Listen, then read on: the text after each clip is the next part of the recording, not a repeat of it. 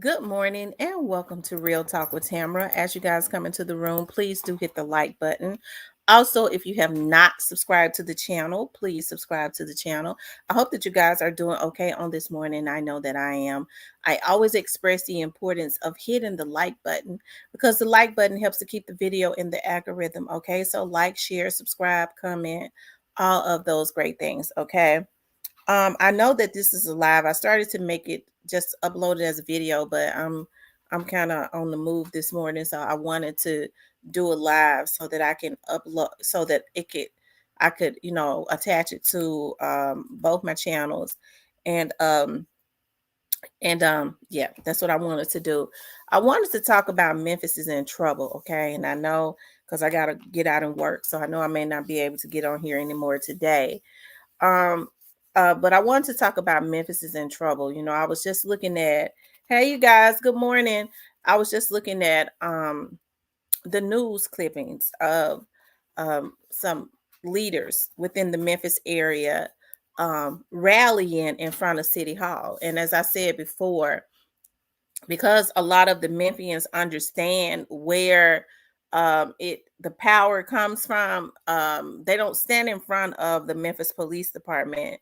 They stand in front of City Hall. Good morning, you guys. Good morning. They stand in front of City Hall because they know it starts there, right? That's the very top, because the mayor is actually over the Memphis Police Department. The director he puts the director there to oversee the day-to-day operations, but the mayor is actually over the Memphis Police Department. But I wanted to play this clip right here, and then I want to talk about this because I think that it's really is sad on so many levels. Now, what's alarming to me, which actually just blew me away, was that, of course, they said they arrested over 400 something juveniles last year, but this year um they was arresting juveniles for auto thefts and things of that nature. And then you hear them say at least 4 of the juveniles that they arrested for auto theft this year was 8 years old. 8 years old, right? 8 years old. So people get mad at me, right? When I say that it has to start in the home. Why is it that an 8-year-old baby is able to be out stealing cars? Okay, so that right there, because an 8-year-old is, let's see, when you're 5, you're in the kindergarten. When you're 6, you're in the first grade. When you're 7, you're in the second grade. An 8-year-old is in the third grade, right? So are people mad at me now when I say that it has to start? Parents have to be held accountable. When folks say, well, parents are scared of their kids. How in the hell a parent gonna be scared of an 8-year-old baby? Why isn't an 8-year-old being watched? Right? An 8-year-old, some of these teenagers are not even supposed to be able to influence these 8-year-olds. You know why? Because you're supposed to know where your 8-year-old is at every second of the day, because that's a baby, especially what's going on in this world. Now, I remember one day I was in Walmart when my youngest daughter was about 6 years old, 6 or 7, right? And you know how when you're walking up to the counters in Walmart, well, my kids were behind me as I was pushing the basket, walking up to the counter. And I don't know what my daughter was doing, but instead of walking up behind me, she wasn't paying attention. And I thought that they both were behind me. My oldest daughter was doing something else because they always like toys. She took an A line for the door. And so when I turned around, I put my groceries up on the belt, and I turned around. I'm like, where my baby at? I'm thinking, I started looking around everywhere. I'm like, she ain't in this lane. Where is she at? I immediately started panicking. Just for those few minutes she got out of sight. And what happened was she wasn't paying attention to me. And because they was behind me, I didn't see when she was looking at something with a toy. She played with the toy she had in her hand and walked on out the door. Right. So when I got out the door, I immediately, y'all see how I am on here, right? So everybody know how my personality is. I immediately went into a panic and into an uproar, and I went crazy. I ran up to the customer service. I was like, do a code. What's that code? I forget what that code you call. That code call when the kids is lost. Amber Alert. Do an Amber Alert. And they was looking at me crazy. I said, do a goddamn Amber Alert right now. I was screaming everywhere because I was in a panic, right? So then when I ran outside, I mean, they was just looking at me like I was crazy. They didn't care. So I ran outside, and just from when a lady saw me coming out the door, and she said, "You must be that little girl's mama." She said, "You must be that little girl's mama. It's a baby. It's a little girl lost." I said, "Yes." She said, "I could see from the frantic and the panic on your face, those older women were standing there holding her hand." They said she came out and she didn't know what to do. Like, she was just standing there. I said, I just turned my back for 1 minute. I thought that my kids were standing behind me. Okay.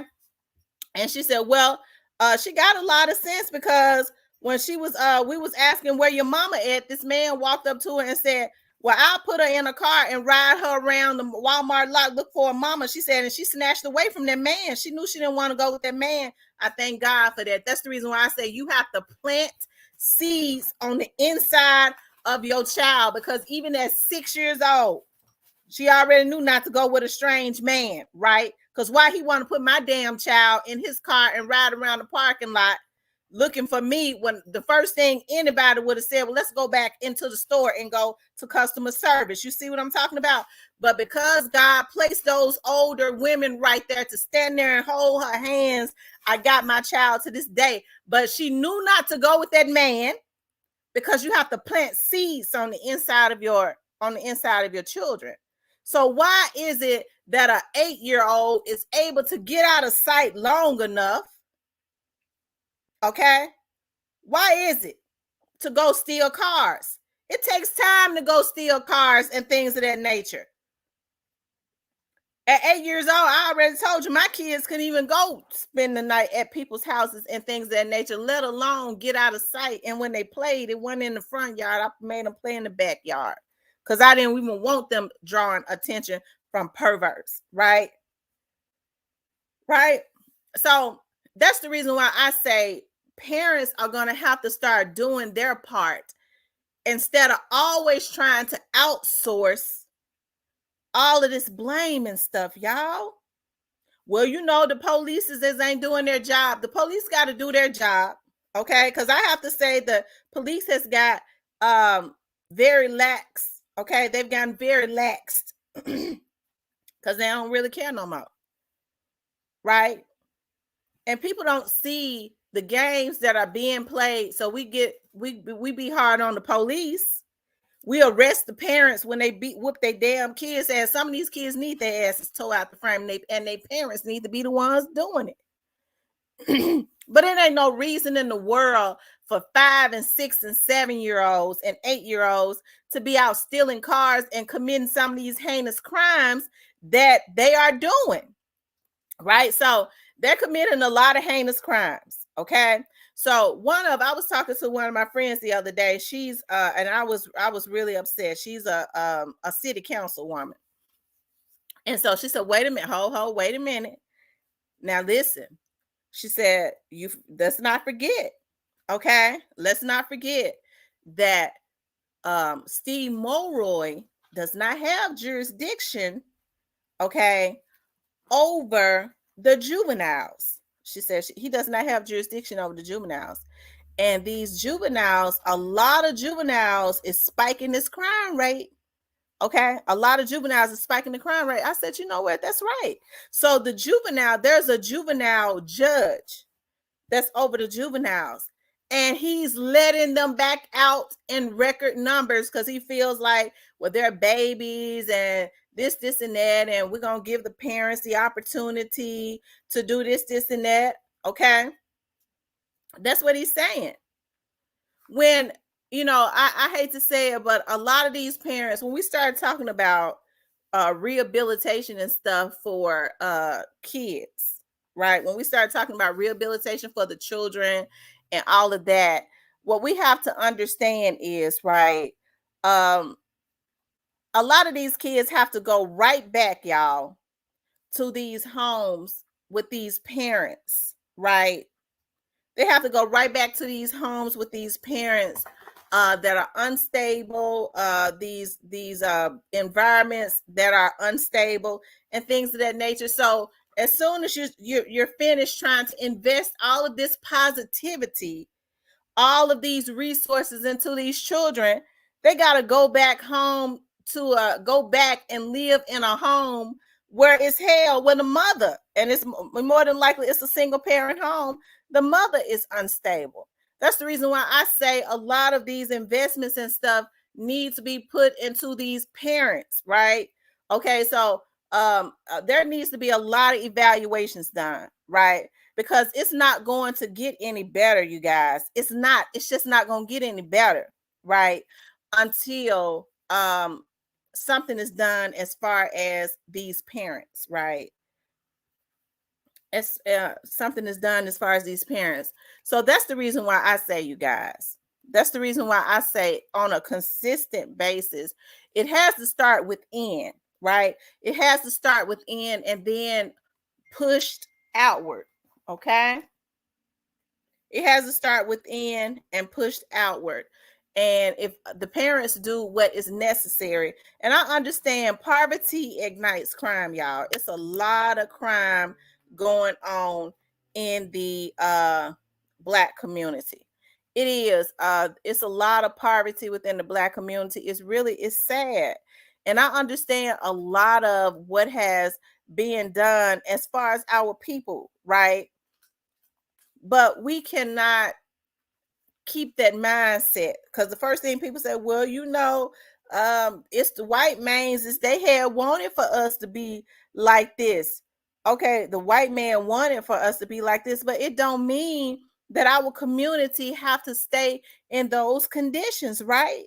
I see a lot of these leaders, and shout out to those that mean well, but I see a lot of leaders, the only thing that they really want to do, they're not really proactive. All they want to do is be in somebody's TV screen. That's it. That's all. Right? They want to be in somebody's TV screen. Okay. And so I think that it's a darn shame, y'all. What is going Memphis is in trouble. And if people don't open their eyes and get together and start coming up with plans, because see, folks always want to, have meetings. Okay. They want to meet. That's all they do. They want to meet. Okay, we're gonna get together, we're gonna meet, and we're gonna greet, and that's it. Okay, we're gonna get together and meet and greet, but it ain't no results. They get together, meet and greet, and eat up all the food in the whole damn restaurant, and there still ain't no results. They get together and figure out how to get the resources and the grants, and as soon as they get them, they put minimum money back into the communities. They still ain't doing what they're supposed to do, right? And so that's the reason why I say we have to do our part, right? To make sure that people are allocating funds and things of that nature, to make sure that people are allocating funds and things of that nature, where it is supposed to go, right? Because it ain't going to change until our mindset change. And so what I see is, folks say, well, I don't know what to do. Hey, that could be true. You don't know what to do. But even if you don't know what to do, I see a lot of people exhausting their energy towards digging graves, right? Instead of planting good seeds. Okay. If you don't know what to do, find out what to do. Get into circles, okay, and get your mind right and get into circles. So that's going to teach you what to do. Get into the right circles. And the first thing that's like, well, I tried to get into this circle, but they kicked me out. I mean, well, you're going to have to change your mindset, because I'm going to tell you something. A circle that's getting results, a circle that knows how to get progress, they ain't going to let no chaos into their circles. They've been getting results. You think they're going to let your ghetto ass come up in their circles and bring chaos? They ain't going to do that.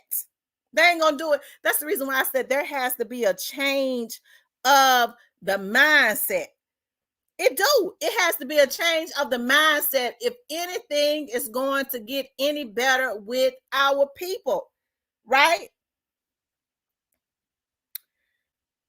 It ain't gonna get no better until our mindsets change. That's it. That's all. And I think about these juveniles, and people say, well, I did all I could for my children, sis, and they still went awry. So you wrong for saying that. Yo, lady, your son's 7 years old. What you mean you did all you could for your kids when your son is 7 years old? He's still a baby. I did all I could for little boo boo, and he's still out there doing wrong. Your son's 7, a baby, and you trying to tell me you can't control a 7-year-old? So what they do is they start putting laws in place because, as Minister Farrakhan said, okay, what they know how to do is they know how to make criminals. So as soon as you put that rod to little Bookie butt, because little Bookie, I say you gonna stay in this yard. I'm your mama. You gonna stay up in this yard. You 7 years old. You ain't going down the street where all they do is steal cars. Ain't none but teenagers down there. You're not gonna hang down there. Okay. As soon as she put that belt to his butt, I'ma call the police. Can't even talk. I'ma call the police to see it's on you, mama. He can't even talk. He's 7 years old.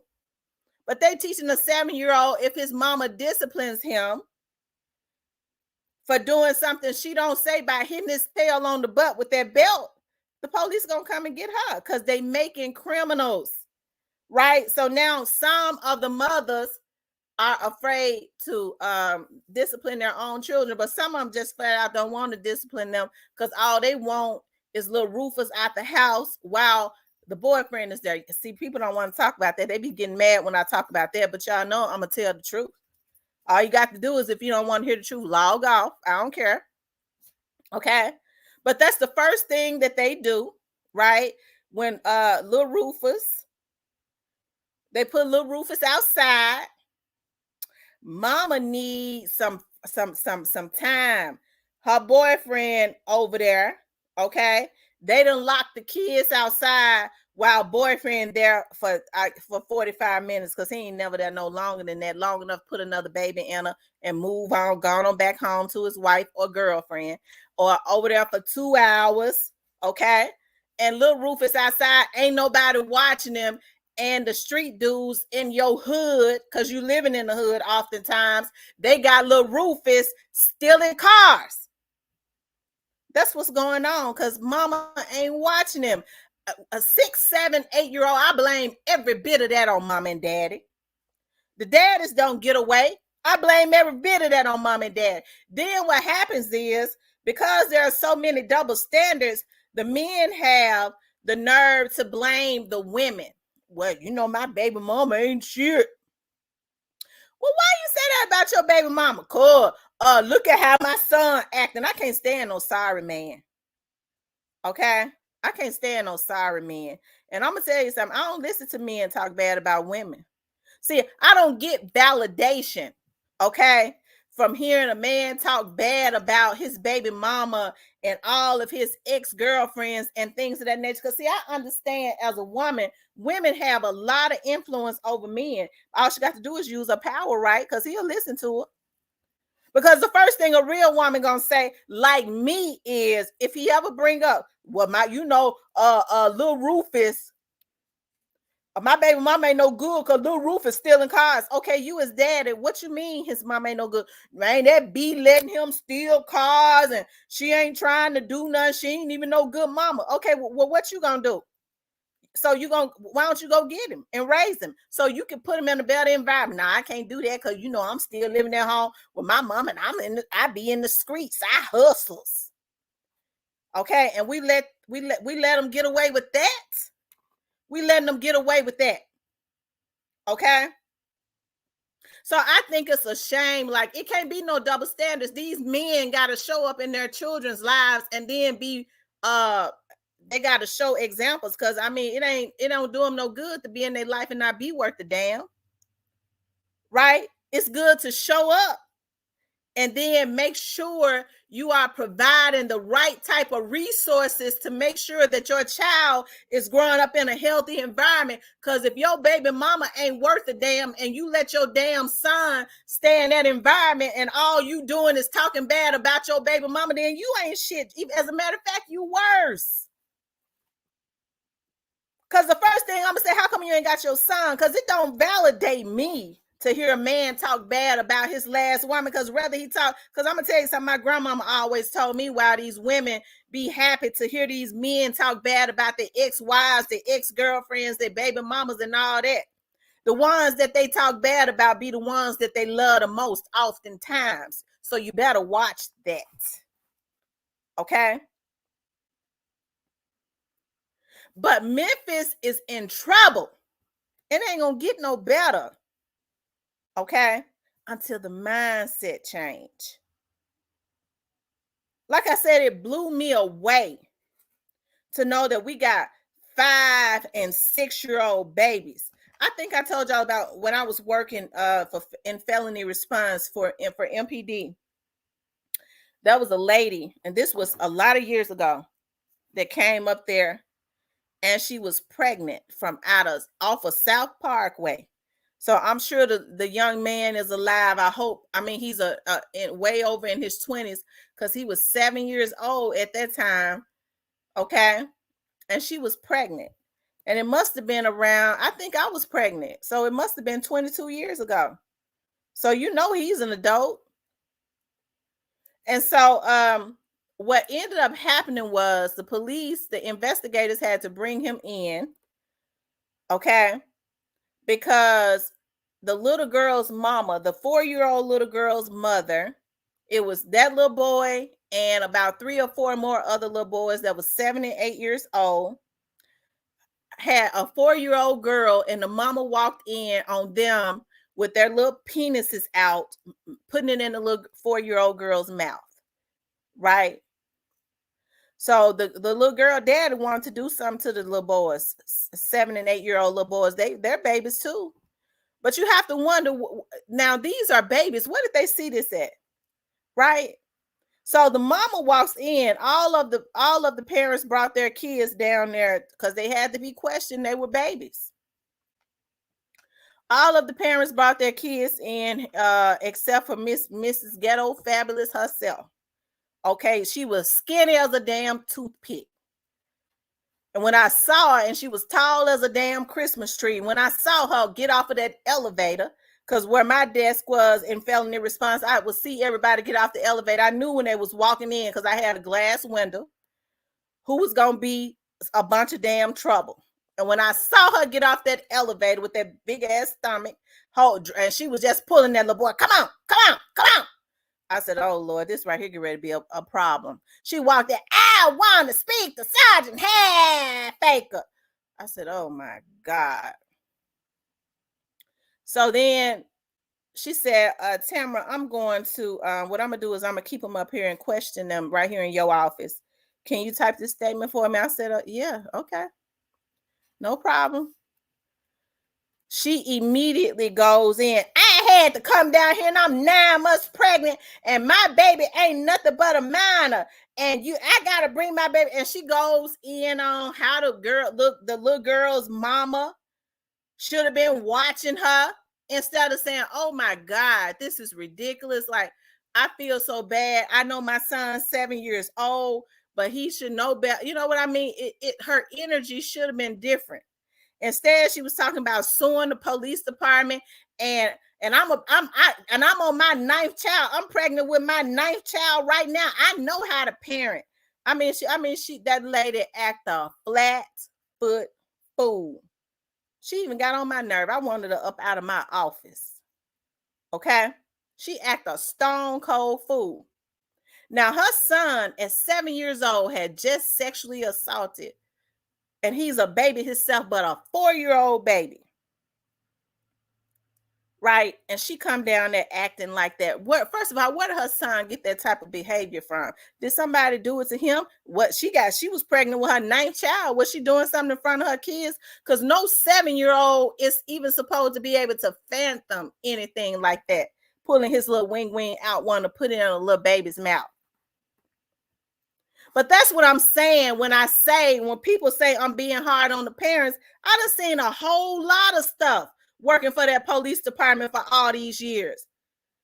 So that's the reason why I always say it has to start inward and go outward, okay?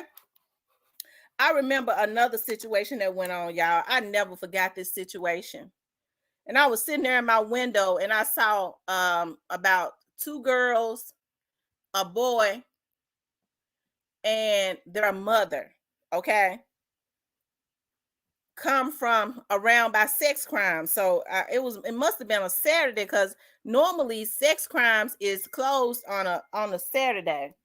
So I ended up, so I was sitting there, I was talking to one, I was like, I thought sex crimes was closed, because normally they all come into felony response because sex crimes is closed. And I said, well, what happened? She said, well, the investigators in sex crimes had to come in to handle this one. I said, why? She said, well, there was a guy and they ended up catching a guy, and he was, y'all, it's our people need some help. I said, what happened? She said, girl, the girls' hair and stuff was all over their head. But when I saw their brother, the boy was 16 years old. He looked like that he had just seen something in a horror movie. They broke up into the house because they said they actually thought they didn't think it was a drug house. So they see the teenage girls there, the drug dealers, the guy that's pushing weight, his mama there, and his 16-year-old brother there. So they RAPE the girls. This guy, this guy, he you know what, to the girls, and then turned around, made the brother have sex with his mother and his 2 sisters. If y'all had seen, I said, what? How long was he up in there to do that? She said, sick. I'm telling you, just sick on a whole nother level. Okay. She said, obviously a long time.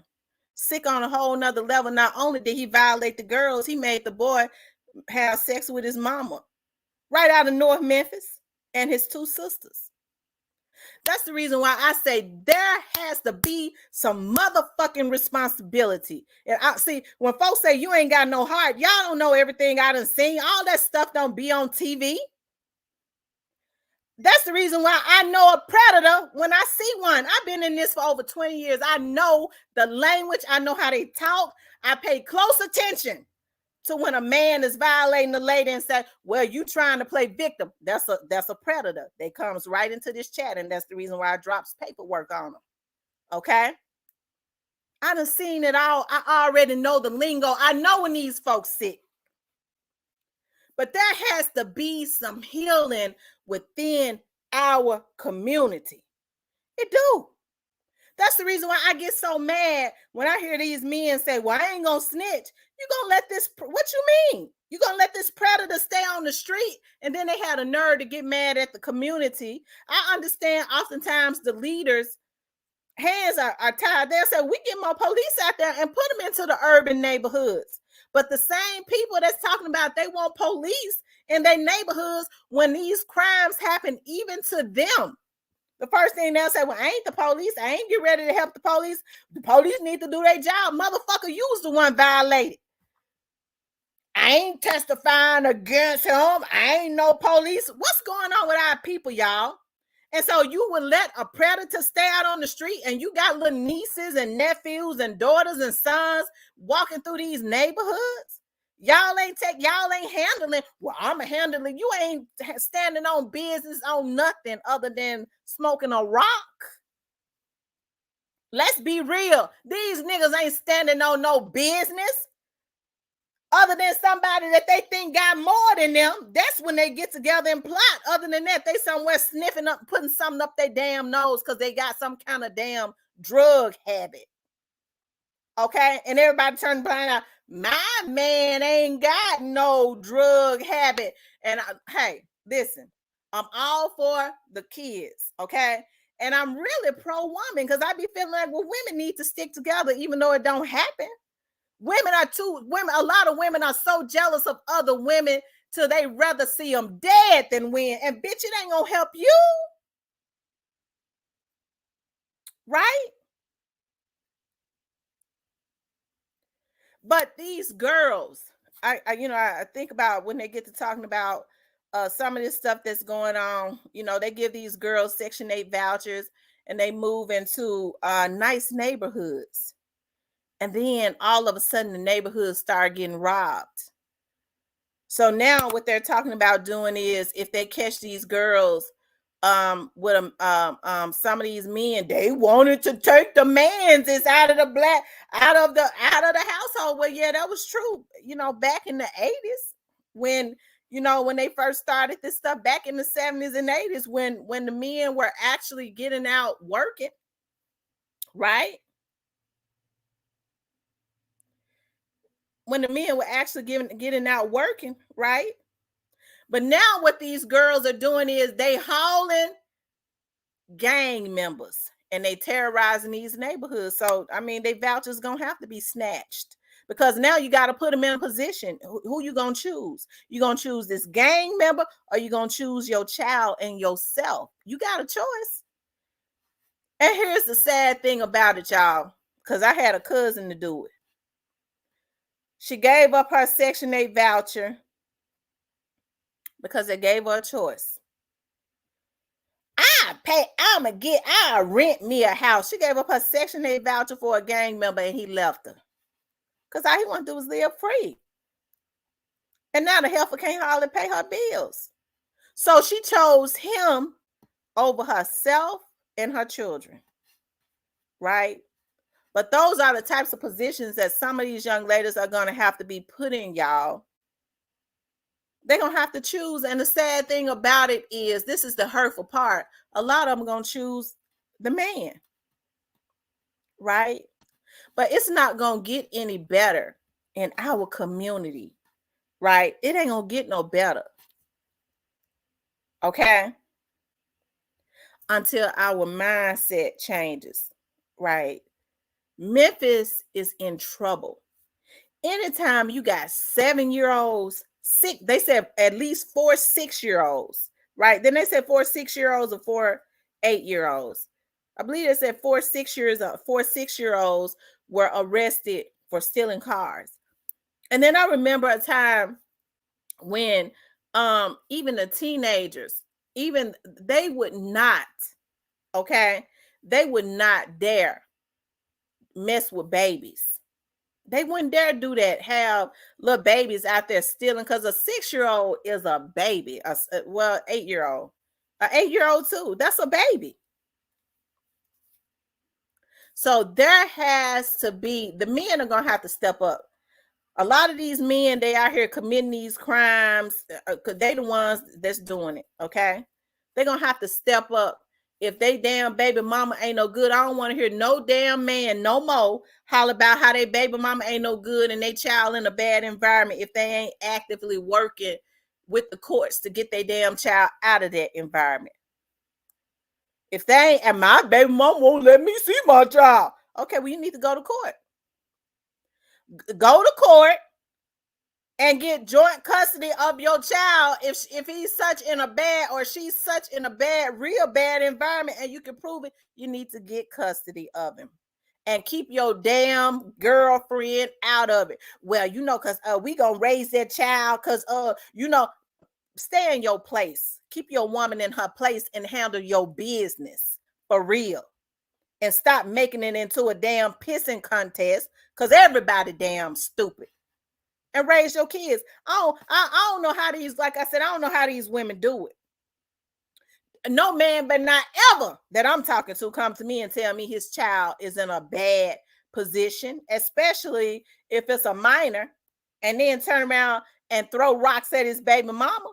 Nigga, you just as bad if you know your damn child being raised wrong and you ain't trying to step up and do nothing about it. So that's why I say something our community got to step up. But I see this in Memphis all of the time. All of the time. So, what's going to happen is they're going to make the laws more stringent. They're going to start sending them to jail. Okay. So then what's going to happen? Number to jail's going to be filled up. They get ready to bring in the National Guard. Okay. And because these people are on drugs so bad, they're gonna be, yeah, we gonna, because I had already seen it online. Yeah, we gonna take down the National Guard. We gonna spray up the National Guard cars. How they feel like they're gonna spray up them tanks? Okay, they bulletproof. They steal bullets from out the damn gun store. Hell, they ain't got no bullets to go up against the United States Army. That's the reason why I say there has to be, they ain't even got the resources. A bunch of damn crackheads. That's the reason why I say there has to be a renewal of the mind in our community. It ain't gonna get no better with Black people until there's a renewal of the mind. And it has to start at home. I understand, y'all, there are a lot of people that's hurting. Okay, there are a lot of people that's hurting. But you got to use that hurt to fuel you to do something better. Instead, when people are hurting, they want to try to make other people hurt, and that's what get their ass blown off. Or it don't do nothing but cause more trouble for them. Okay, it don't do nothing but cause more trouble for them. Because I'm gonna tell y'all something. I was last night when I got off live this morning. I had to pray. Right, I had to pray because for me, like, y'all know what goes on here, right? And so I think for the last couple weeks, I have been fueled, absolutely fueled by revenge. Okay. And I had to pray about that. And my mama, when I spent the night with my mama for Thanksgiving, my mama had talked to me about that. And I had to think about that again last night when I got on my knees to pray. I was laying in bed. God had to convict my heart. My mama said, you know what? You so fueled by revenge. It don't make no sense.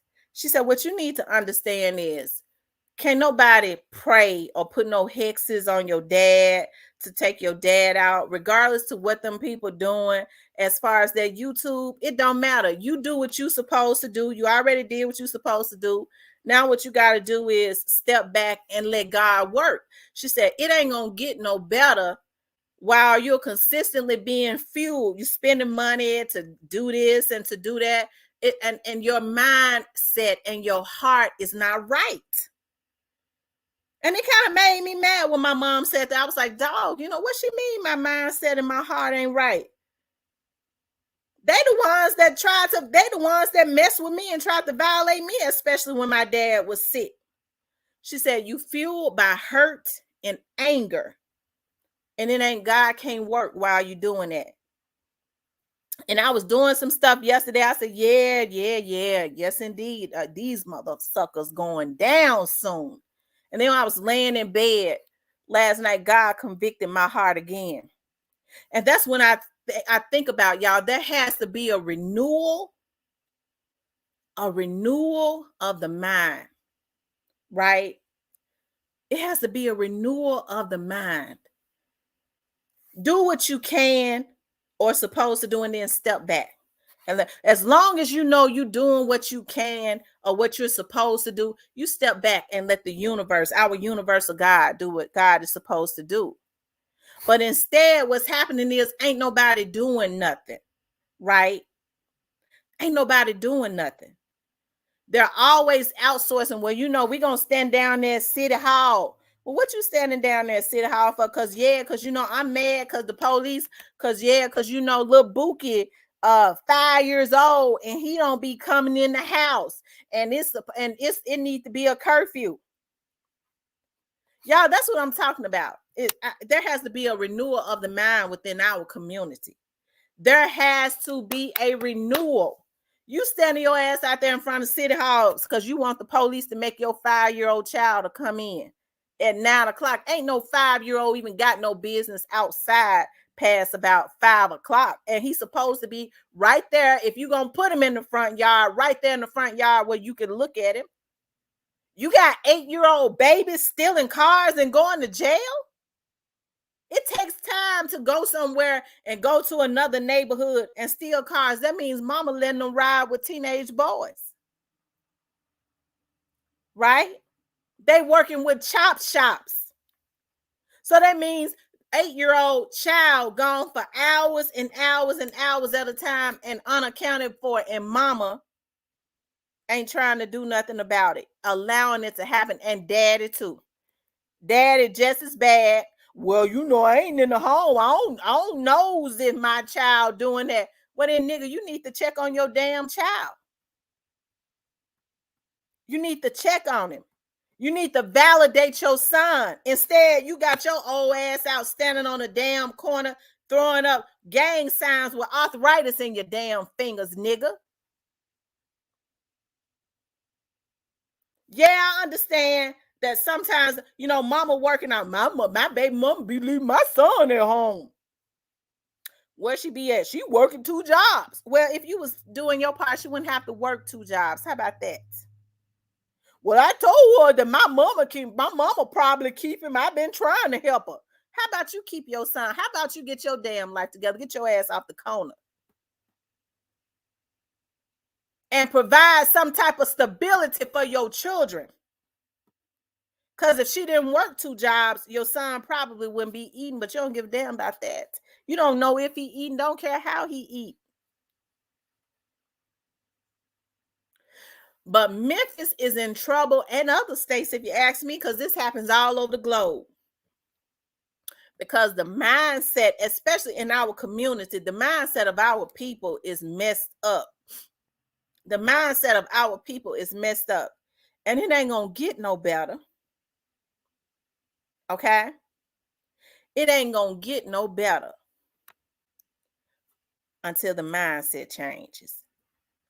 Stop outsourcing work. We always looking for the next Dr. Martin Luther King. Well, we need a Dr. Martin Luther King. We need another Malcolm X in our community. Why don't you be the Dr. Martin Luther King and your damn household and Malcolm X both together? They left the blueprint behind. Why don't you read up on this stuff? Why don't you be that? Right? And raise your kids up right, because they are the future. They are the ones that's out here dying. Hey, you do the best you can, and they go awry, because I know oftentimes that happen. Hey, I did the best I could. Okay? Just like I always talk about, because I went through hell with that with my daughter. Right? I talk about that African tried to take my daughter left. He tried to take her flat foot left. And because I was a fighting mama, my daughter was 19 years old at the time, and her damn, I don't know what he was doing to her, but she had not had that many boyfriends. I can imagine she lost her damn mind. But what she had to do was revert back to what I taught her, the core of what I taught her. But then I was a fighting mama, right? So that nigga had to move on to another county because I wasn't playing with him. I marry your daughter. Y'all know I talk about this all the time because I get mad every time I think about it. I marry your daughter. I marry her. If you try to control her, I marry her. You won't have no say. I marry your daughter. She gonna do everything I say do. I said, yeah, nigga, you gonna marry her, right? So I marry her. You won't have control. I marry her. I have paperwork on her. I said, motherfucker, you can't. I got the original paperwork, bitch, because I got the birth certificate. So no matter what kind of marriage certificate or whatever you get on, I got the real paperwork. I always had a paperwork. That'll never change. Because I got the birth certificate. My name on the birth certificate. That came up out of my JJ. Okay? And I'm going to show you that. I get mad every time I think about that. Okay?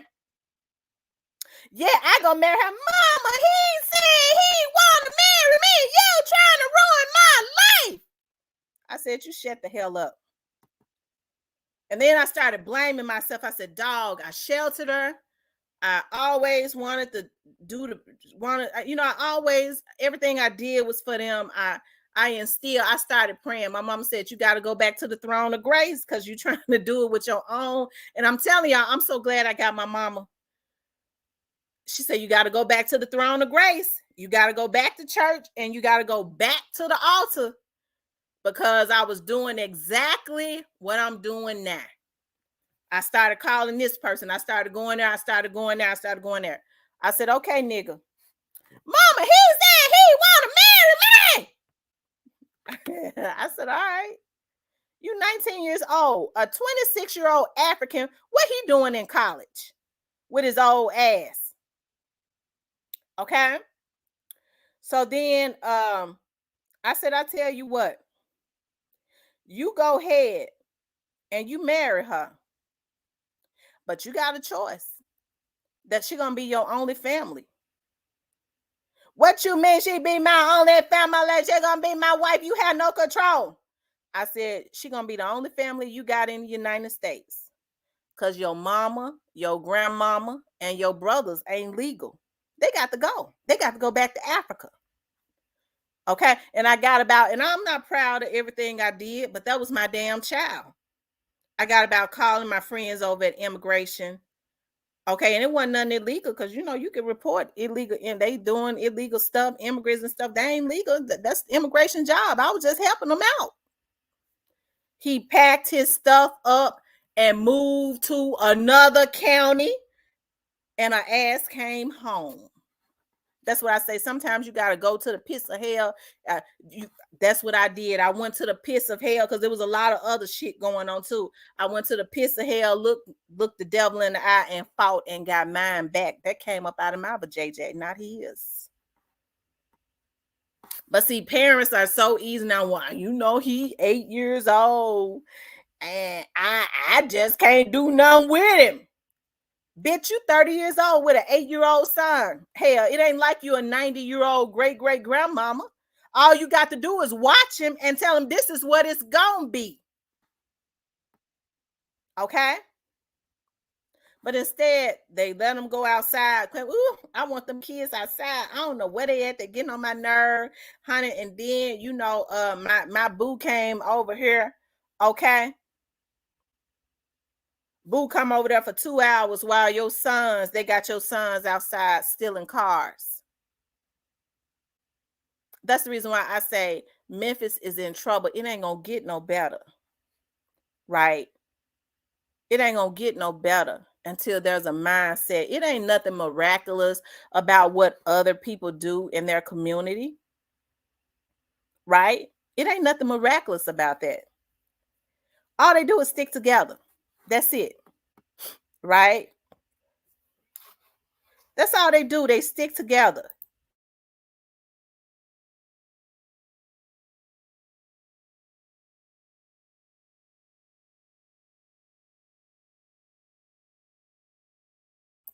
That's why I always say there has to be a renewal of the mind with our people. Now, I think about even, like I like looking at like other communities with other YouTubers. I do. Like, I like, not necessarily because of their content. And a lot of them have other content. I'm talking about like I don't even like to say sectors because I ain't in no damn sector. Okay. I'm not even in no sector. Okay, but I go and I look at like other YouTubers, and like when they're talking about, because I was like, I love reality shows, and I was like, I really want to start getting into like commentating on reality shows because I love reality shows, right? And so but I see a lot of Black people, right? They do vlogs on reality shows and they fight. They be fighting amongst each other, right? They be fighting, content creators going at it with each other.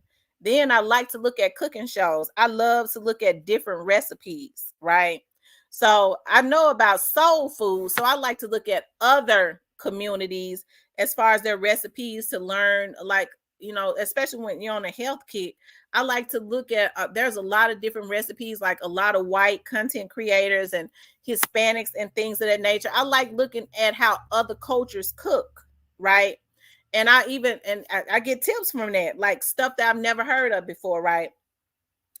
And oftentimes a lot of those same creators are, especially Hispanics, okay? They got recipes and stuff, and they got channels, because I love Mexican food. And they might have similar recipes. They might add or take away something, or substitute something.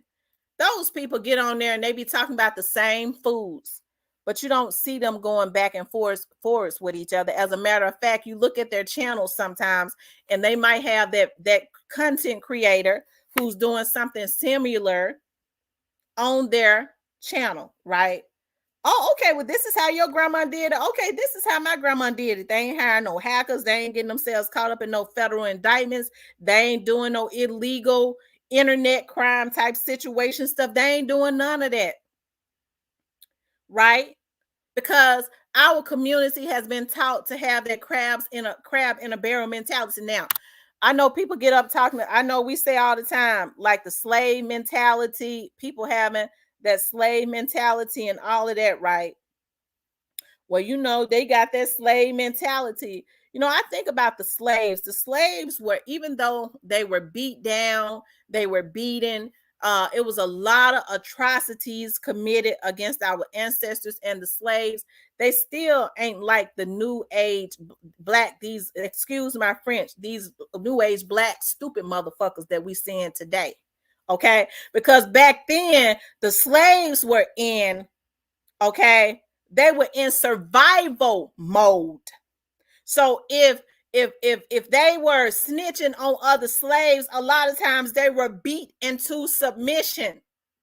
But other than that, that's how they came up with all these hymns and stuff. I love looking at Harriet Tubman. Okay. They came up with all of these hymns and stuff because when the slaves got ready to run away, okay. Zoomer generation, what does that one mean?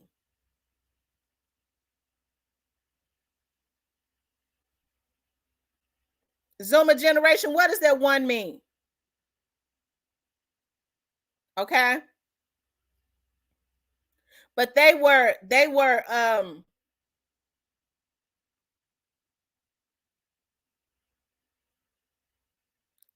beat into submission. Oh, okay. You said I agree. Okay.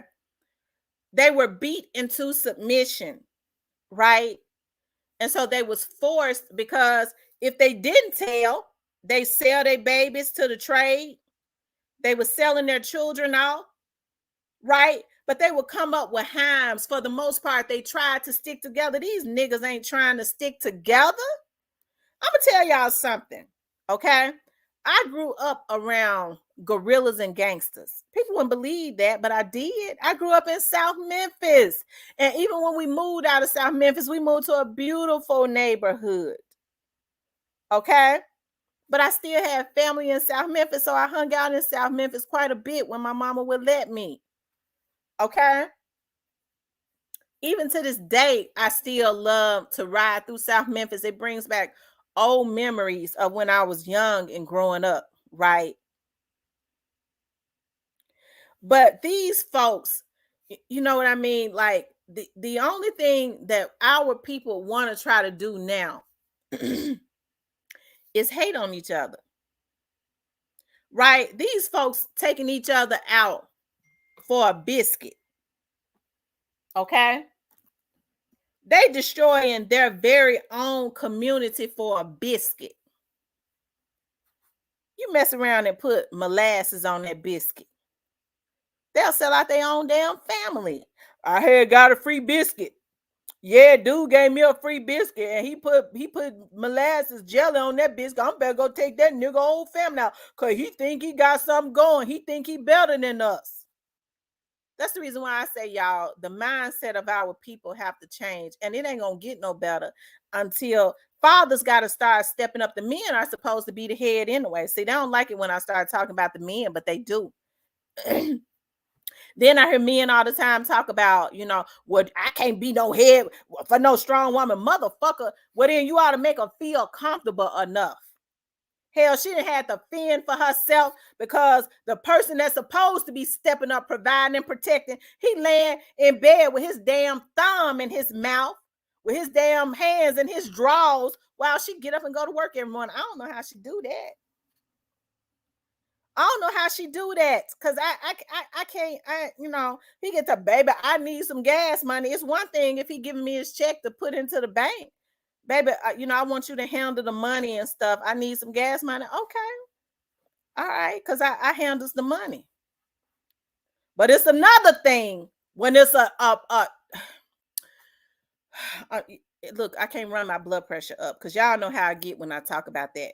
I get mad as hell because these women don't know what a real man is supposed to do.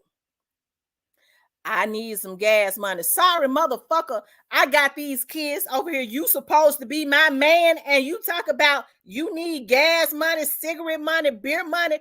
Bitch, you can't live here. I don't want you. Okay? Well, I'm his bottom bitch. I got his back. How you having the back of somebody that's riding you down? When he's supposed to step in and be the provider and the protector, instead they stepping in ain't got what they call a pot to piss in or tissue to wipe their ass when they shit. They ain't got it. But she won't treat me like I'm the mains. Motherfucker, how she gonna respect you? And she gotta take care of you like you her child. Okay? Excuse my language. Y'all know how I get when I get talking about this. But I said that to say this, y'all. Everything is out of order in our community. I believe in my Bible, the man is supposed to be the head. And if she's a strong woman, it's because she's put in a position where she had to be the man. Some man put her in that position. As strong as I am, okay? I would love for a man. I have a lot going on. I got to get out and go work right now in a few minutes. Hell, I hate being out in them streets. But I have to, that's my business. I have to do it. I would love for a man to say, well, look here, baby, I want to do this. I want to handle this. I want to handle that. And he comes in and he makes it better. Instead, they want to go, yeah, I want to do this. And I want you to pay me for that. Motherfucker, you ain't helping me. Bitch, you want to come into my business. You supposed to be my man. I got to pay you to help me. You trying to ride my back. Bye. That's how I get down. Because one thing for sure, either way, if it's meant for you to, if it's meant to be, a real man gonna come in and he gonna see where you lacking, and he gonna fix that. He gonna fix that. And so you will get to the point where listen here, I trust my man because see, I know he's hearing from God. I already know he's hearing from God. My man gonna fix that. He gonna fix it. So if somebody kick that door in, you ain't even much got to roll over because you trust that nigga laying on the other side of you because you know he gonna handle that.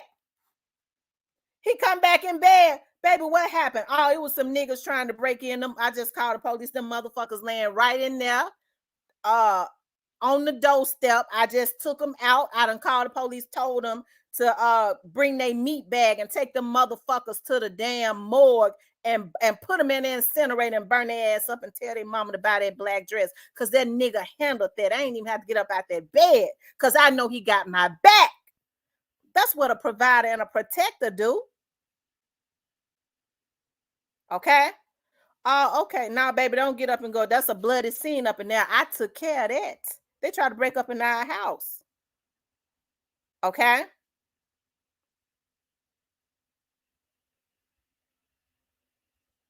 You're right.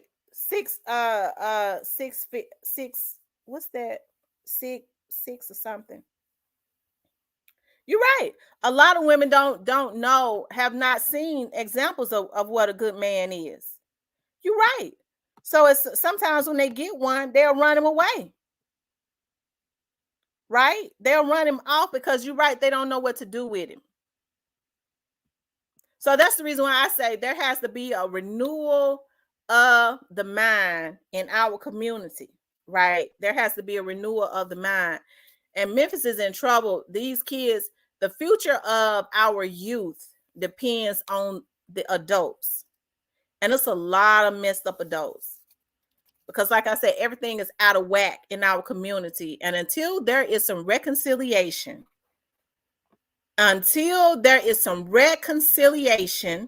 with the black man and the black woman, things are going to continuously be out of whack within our community. Because fellas, whether you like it or not, the black woman is the blessing. Okay, if you know your Bible, you know that. What did God say? When a man findeth a wife, he finds a good thing, not a freak, not a hoe, not a prostitute. Because I'm telling you now, you're creating bad karma, putting your woman out on the corner to sell her heaven. Okay, that's why you're getting all that bad karma, because you're using your woman. The Bible says once he finds a wife, he finds a good thing. And that's when that man obtains favor from God. See, the favor comes from God, and it's supposed to shower down on the man. And then it's supposed to trickle down on his family. These motherfuckers ain't got no favor, because every time you turn around, they talking about a woman, a bitch, a hoe, she this, she that. And that's the way they want it to be in the community, because other communities understand the importance of the black woman. These black ass niggas don't. Okay, and so that's the reason why when they get to talking about Puffy and all that, I was looking at I was around during that era when they started ushering in that they had Puffy ushering in the Latino women are the exotic. I ain't got nothing against Latino women. Okay, I ain't got nothing against no other women, but I'm gonna have to keep it real. The black woman always been the exotica.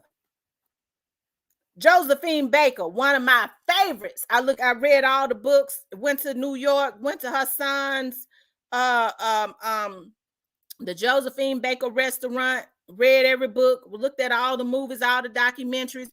Josephine Baker, a black woman from out of St. Louis in the 1920s, went to Paris, a dancer. You know why she was able to make it in Paris? Because they had never even really seen a black woman. It was her black chocolate skin. They said she was an exotica. They was fascinated by a chocolate woman being up on stage dancing.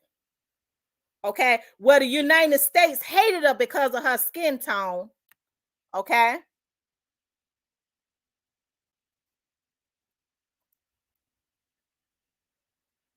it ain't nothing about you smashing no Latinos.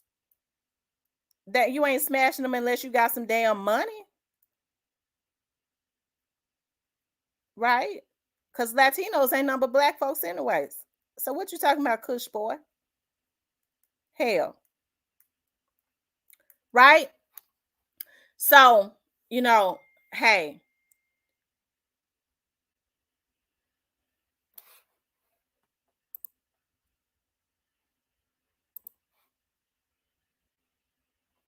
Kush boy, I'm gonna put you in timeout, okay? Kush boy, and I normally don't even I almost block you. I normally don't put people in timeout, Kush boy, but I had to go ahead and put you in timeout because the spirit of God quickened me. Okay, I don't know if you black or not, because if you black, I'm shame of you. If you's a black ass nigga, you makes me shame. Okay, I think it's a darn shame. Like I said, the Bible says when a man findeth a wife, he finds a good thing and obtains favor from God. Everybody already knows the favor that black women hold on them. Why you think white men getting black women now in droves? Right? They marry in droves. Right? And so the reason why a lot of these men don't have the favor that they could have on their life is because it is designed. I see the energy that is put into the atmosphere. A lot of these black men can't even make money off music unless they are demeaning the black woman. And so that's the reason why it seems like that they're winning only for a little while, right? And then they turn around and fall. They talk about how black women, okay, well, these black women is gold diggers, when the truth of the matter is other races don't even marry black men unless they can create some generational wealth within their community. Then when something happens to that black man, and I'm not a racist person, I just got to go ahead and speak the truth. Okay. Then when something happens to that black man, okay, that same woman of another race gets all of that wealth that he has left behind, and then she goes to another community, take it back to her community and marry a white man. You never see her. She take her biracial children and raise them white, and then they're around white people and they start breeding out because they're gonna date white men, and she takes that money back to her community, and you never see her with another black man, because they only dating black men if it's something they got something to give them. Now I ain't got nothing against no other culture. God up in heavens knows I don't, but I gotta speak the truth. I don't mean no harm, but I'm willing to bet you a dime to a donut that you don't ever see Kobe Bryant's wife with another black man. I'm willing to bet you that all that money going back to her community, and she raising her daughters up white, Hispanic, or whatever she is. Watch and see, do we ever see them with a black man? I'd be surprised. All they ever do is hijack the black community, and then because they know how to rub butter on it or put sugar on shit, they make the black man, well, I'm gonna go get me a white woman. This motherfucker, you ain't gonna get no white woman if you ain't got shit, because she don't want you.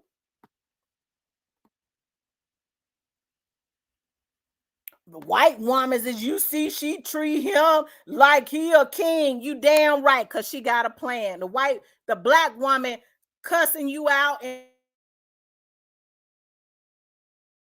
all emotional because she love you, because black women more emotional. She wants you to treat her right instead of leaving you. She fussing and stuff because you hurting her. I'ma just go get me a white woman. Then you take all the wealth to a white woman. Then you go down because she probably poisoning your ass. She get your money and they go back to their community. That's and all of that money that black woman has helped you to attain, you bitch. It's back in her community. That's how they do it. I ain't mad at them for their game. I ain't mad about it. But at some point, our people gotta wake up.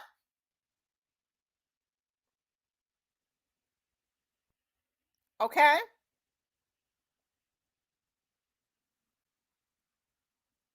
It's a damn shame that what black people are so embarrassed by what they see, or they hate what they see when they look in the mirror. They hate what they look at when they look in the mirror. I gotta go get me. I got me an exotica. What you got to a black woman? Because they always consider black women to be the exoticas because of our skin tone, because we came in all types of different shades. We've always been the exoticas. We had the hips, we had the booty, we had the legs, we had it all. The same shit these folks going and paying for now, we always had it.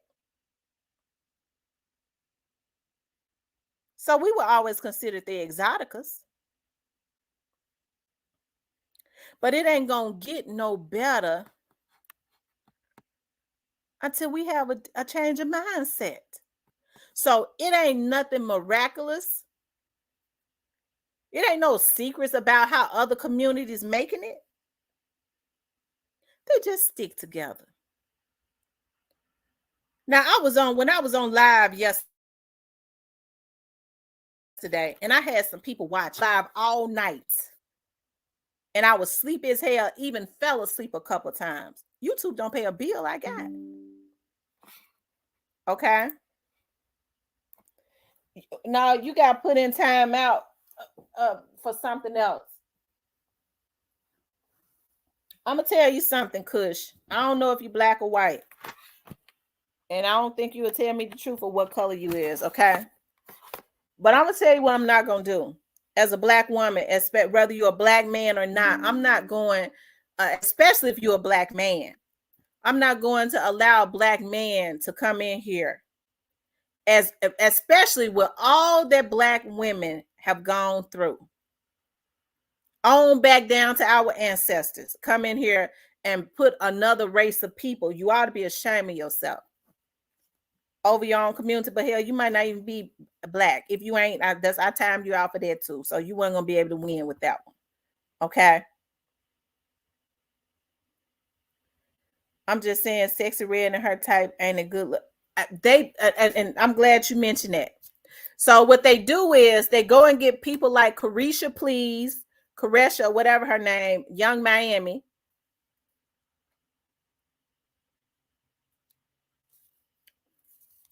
Okay. Yeah, it matters what color you are, Kush boy. It matters what color you are, especially if you are of another race and you coming in here talking about Latino women is and white women better than black women. So if you're another race, that's even worse.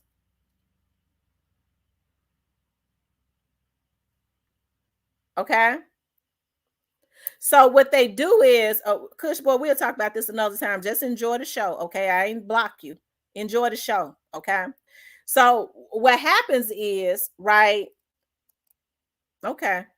So what happens is they get people like Caresha, Young Miami, Miami Young, whatever they call her, and Sexy Red and Sokiana. What's her name? Sokiana. Okay, that they say Sexy Red feet be jet black dirty. Y'all, this is how they want to depict black women. This is how they want to depict black people. And what's so sad to me is that black people are supposed to own the hip hop culture because it was created by black people. They let people make them a sideshow freak in order to make money. So this is how they want to depict all black women. And Sexy Red impoverished. She ain't never had nothing. So let them, you go on there with dirty feet. So now when they think of black women, they think of black women with black women nasty with their dirty feet. Okay. Sukiana, Dookie, what's her name? Dukiana, Dukiana. Is her name Dukiana? Dukiana ass on there talking. Oh Lord, the stuff that lady talk about is absolutely grotesque. But because we have a world full of pedophiles and things of the nature, they want to appeal to the younger generation who already ain't got no guidance, right? They want to appeal to them. So now you got young girls thinking what Dukiana and what Caresha is saying. Well, ooh, girl, yes, indeed, girl. I love golden showers, right? It's absolutely disgusting. Look at what they say. I didn't hear it say it, but I just heard they said it. Look at what they said that Glorilla said, right? I like semen on French fries. I like to eat semen on French fries. Y'all, that is perverted and sadistic and sick on a whole nother level. But then you had young girls sitting up talking about, yeah, I'm gonna have my man to come all over my French fries. This is what this perverted energy and entity that we don't see, right, is wanting to put into the atmosphere. And so that's the reason why when I say it has to start at home, you got to instill something on the inside of your children. So when they hear stuff like that, it turns them off. Go, oh, she nasty. I don't even want to listen to her music no more. Right. But instead, what they do is they set up plays. As soon as Glorilla said that, the first thing that happens, Shaquille O'Neal, who's a multi-millionaire, a black man that's a multi-millionaire. Okay. The first thing he says on his Instagram is, "Ooh, I want to marry Glorilla." So now they put that energy out there, especially these young girls who ain't got no guidance. Oh, Glorilla talk about she want to eat fries, eat semen off of fries. Oh, wow. And then they looking at Shaquille O'Neal saying, "Ooh, Glorilla, marry me." Okay. So now they saying, "Oh, she got a rich nigga like Shaquille O'Neal with all that money." When she said that, she was able to get a rich nigga to say, "Marry me." Yeah, that's the way it's supposed to be done. Y'all, I already see what's happening. And the way to reverse that is not to even put your energy, your time, or your money into stuff like this. That's how you train people. Okay, I tell you what, we ain't gonna spend it. We ain't gonna let our kids spend it. As a matter of fact, if I can help it, whatever it is, whatever kind of media that is promoting it, we ain't gonna even watch it, and the energy would change, right? The energy would change. Okay.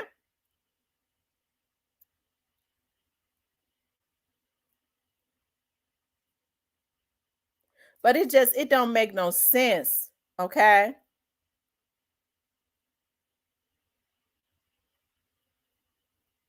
But it don't make no sense. Y'all, it don't. It don't make no sense, and it's not going to get any better until there's a change of mindset. It's not. It ain't gonna get no better. So when folks get to hollering about, well, the white mains is they just want all the black men in jail. They want to fill up the prisons is with all the black men's is. Make sure you ain't out there raping and killing folks and robbing folks when you say that. Okay? Make sure you ain't out there raping and killing and robbing. Because see, that's an oxymoron right there. Okay? That's an oxymoron. What you mean?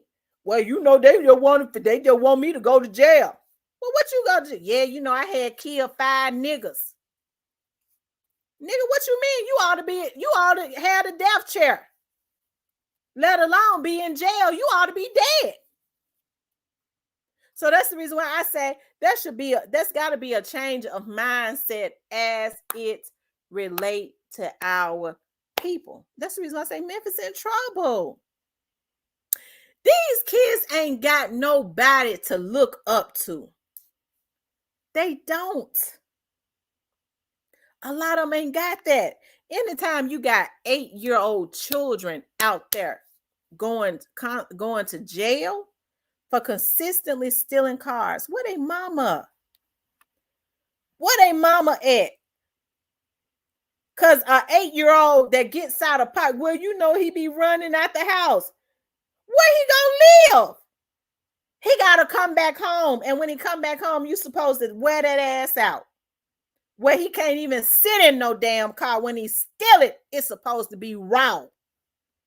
Now, I can't go steal no car today. I can't sit in the motherfucker because he can't sit on his ass because you done tore it out the frame and then told him call the police, not to call the police and tell them to come and get you.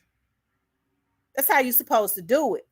Instead, these folks want their kids to do that. Yeah, little May, 8 years old. These folks be bragging about their 8-year-olds. Yeah, my son having money, and my son having bankrolls, and he number 8 years old. Yeah, my son having bankrolls, and he ain't number 8 years old. Y'all, there has to be a renewal of the mind, and I'm serious. There has to be a renewal of the mind as it relates to our people, right? There has to be a renewal of the mind. So like I said, it ain't gonna get no better. It ain't gonna get no better until our mindset changes, right? It ain't gonna get no better until our mindset changes. That's the reason why I say Memphis is definitely in trouble. But what I was going to say yesterday, what happened yesterday,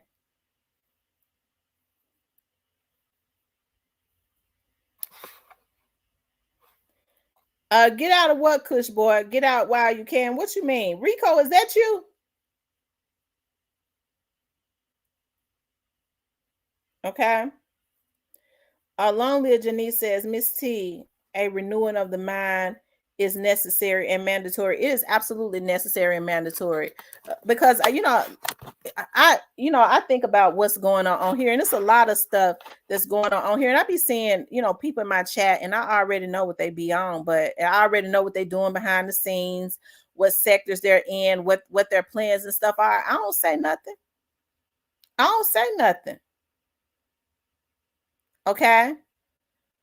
I just let them do their thing until it plays out. Because one thing for sure is gonna always come to the forefront, right? So I just kind of watch them and let them do their thing, right? Until they get disrespectful in my chat. And then with the stuff that they doing behind the scenes, they ass is going to jail anyways. But I was on live yesterday, right? And one of them folks from this little group of people that get together, and I'm surprised at some of these women. I really am. But hey, I listen. I don't know if people want to be accepted. Okay, I don't know if people want to be accepted, or if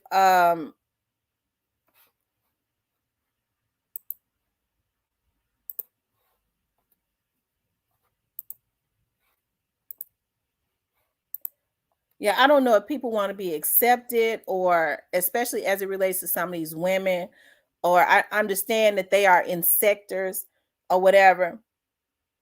But and it's groups of them that work together and they have agendas, but they messing with the wrong one, dealing with me, messing with me. Okay, they is, because I'm gonna treat you nice, and I'm gonna be working the whole time to try to get you for violating me. I'm gonna tell y'all something.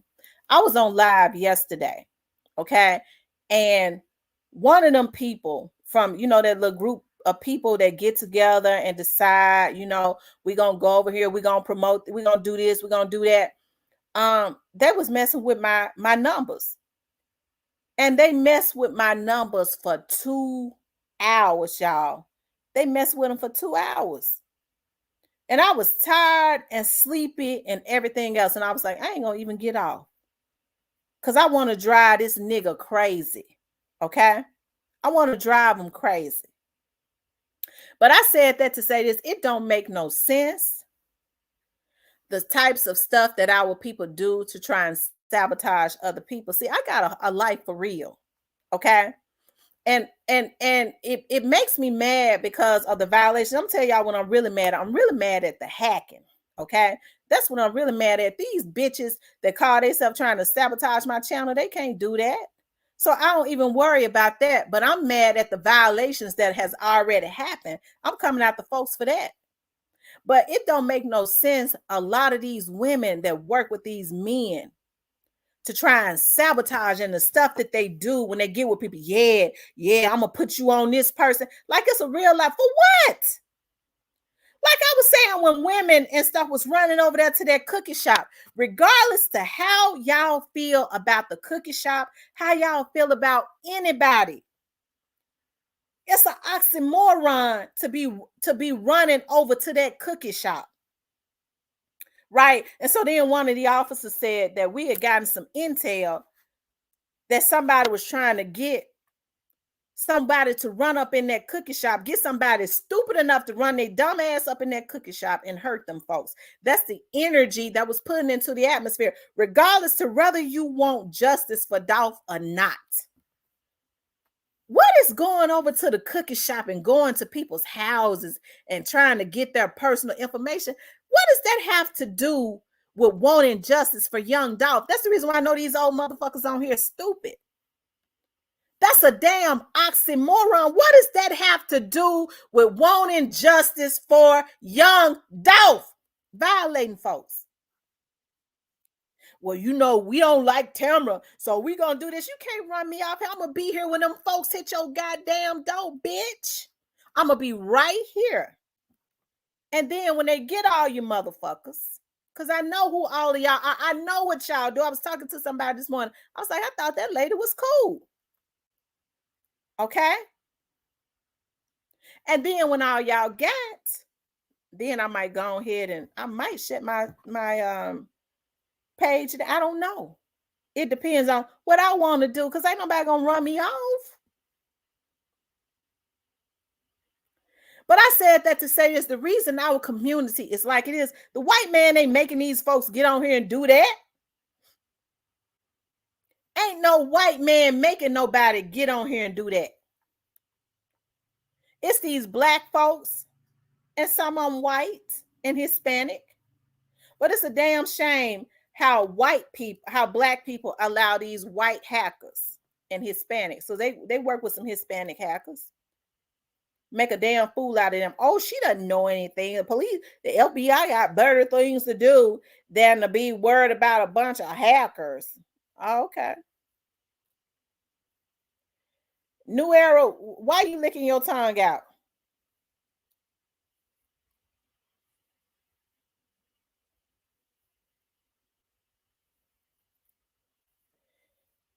New Era, who are you?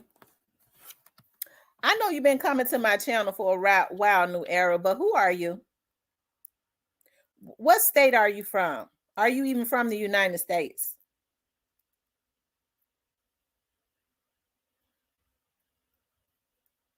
Okay.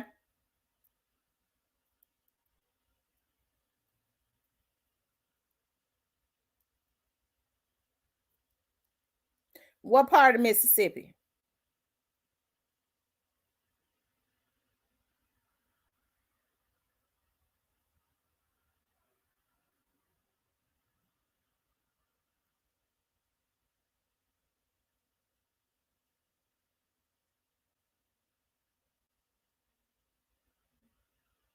What part of Mississippi are you from?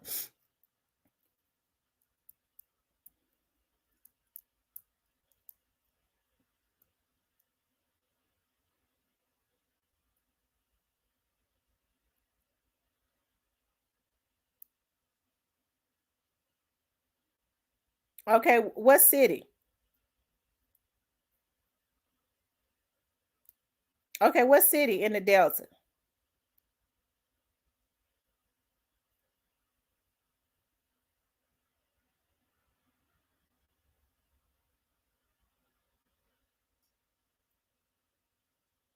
Okay. Kush boy, okay. Kush boy, every time your ass get out of line, I'm gonna time you out. Just be thankful I ain't block you, okay? Because you was trying to show out in my chat. All right.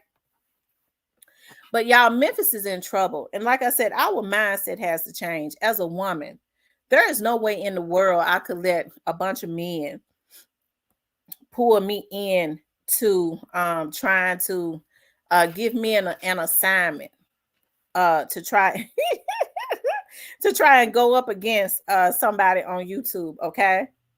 Especially another woman, right? I couldn't do it. And a lot of these folks ain't getting paid nothing. They just want to be a part of something. Some of them are professionals. Like, I consider that really weird. Okay. I saw him. He said Greenwood. It took him a long time to say it, so he must have to look it up. Okay. But it ain't gonna get no better, right? It's not going to get any better until the mindset of our people change. Until the mindset of our people change. And there has to be a renewal of the mind, right? I remember when this Young Doll's case first happened, I think I talked about this. A lot of when this happened to Young Doll, these people basically told on themselves, right? Even before I started vlogging on the Young Doll's case, I promised to God, I promised to God, even before well, the judicial system is a joke, okay? In most instances, because you're right, because they keep letting the criminals back out. You're right. And so I remember there was this girl named Tawana, and Thaddeus was vlogging on a Young Doll's case, right? But they was doing it on their Facebook pages. Y'all, them Negroes was jumping on them folks' lives using their real Facebook pages.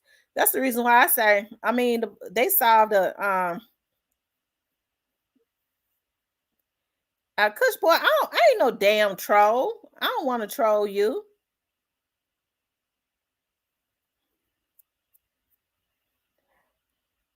Peace Queen is rolling into DeSoto County. Yeah, it is. Okay. And so they got on Thaddeus Matthews and Tawana page with their real Facebook pages. Y'all, their real Facebook pages. Okay. And started yeah, Horn Lake is rough. It is. It has turned into the hood. They started trolling and threatening them folks. Them little gang members, they started threatening them from their real Facebook pages. Okay? From their real Facebook pages. So do y'all think that it took much for them? For the FBI was watching then. So it didn't take much to start tracing that stuff and figuring out the affiliations and things of that nature. A bunch of damn fools. So that's why I always say, like, Instagram was subpoenaed. They was able to get all the messages that these folks thought that they had deleted and get their whole conversation. They were having gang meetings and um um all that type of stuff that was happening on Instagram. They was having all types of conversations on Messenger. That's the reason why I say they don't need no damn YouTuber to solve no case. It was already solved because the people that was involved solved it for the police. They did the damn job. Shout out to them. They the GOAT. They helped us get them million pages. And then they was constantly jumping their asses on hold on, y'all, on social media trying to threaten folks. Okay.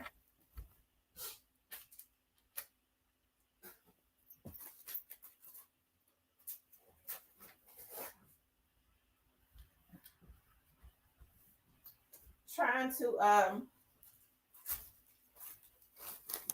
threaten folks. Hey, Cypress. Y'all know my chat be moving real fast. I'm surprised Cypress ain't asleep because he went to sleep on the damn live last night. Hell, I did too. Y'all just didn't hear me snoring. Okay. But I think it's a shame before God, okay, that he said I ain't got nothing but a YouTube.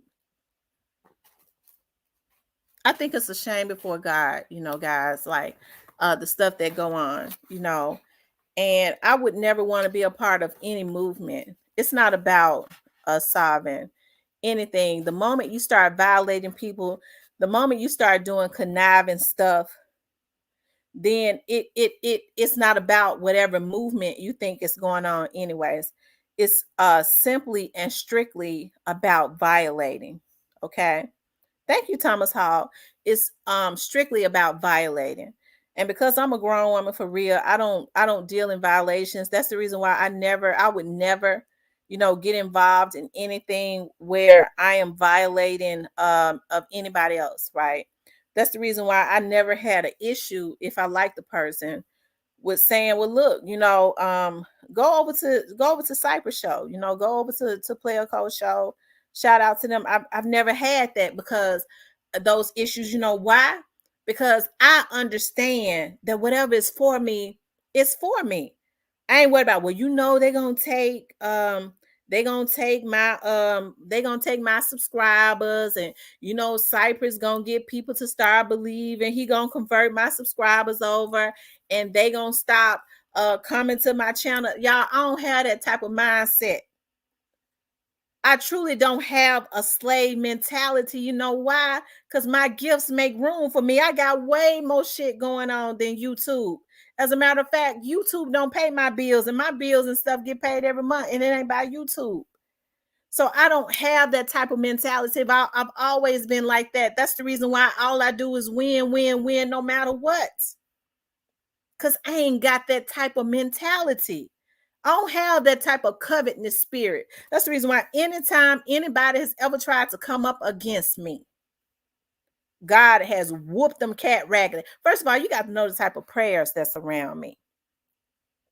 That you got to know. You got to know the type of prayers that stand around me. Everything that's happening for me right now was already predestined. It was prayed for and sealed in heaven before I was even born by my ancestors. And a low vibrational nigga think that they can get their crackhead ass or acid or meth or whatever they doing on YouTube and come between that. They can't come between that. That's the reason why I don't worry about that. Even when I had people say, well, what you think about this person? What you think about that person? They on your panel. They working. They want to try to steal your subscribers. I don't think a damn thing, because everything that's for me, a man can't take. Nobody. I don't care how they plot. I don't care who it is. I don't care what a person's agenda is. It won't work if it ain't right, and it's gonna backfire because everything that is supposed to be for me, I get. I'm a blessed girl. I'm blessed. I'm blessed. So I don't worry about that. I understand the moment people start trying to plot on me behind my back, it has already backfired on them. And guess what? It takes me up 3 times more. So I don't worry about stuff like that. I want to see other people win. You can get way more out of me if you ask me for it. If I like you because I'm real, I'm going to help you. If I don't like you, you ain't going to get nothing because I ain't going to fake with you. You going to get out of my face. I'm not going to fake with you. I don't like you. I don't like you.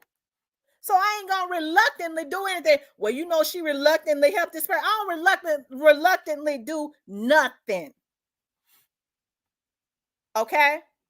Because if I don't like you, I'm going to tell you, motherfucker, you ain't getting nothing from me. No, I ain't going to help you because I don't like you. So don't ever think I'm reluctantly doing anything. Anything I do, it's because I want to do it. Ain't nobody tricking me into doing it. Ain't nobody stabbing. Ain't nobody, whatever it ain't happening. It's because I want to do it. And the moment I don't want to do it no more, I'm going to tell you, I don't want to do it because I don't like you. You ain't right. Okay?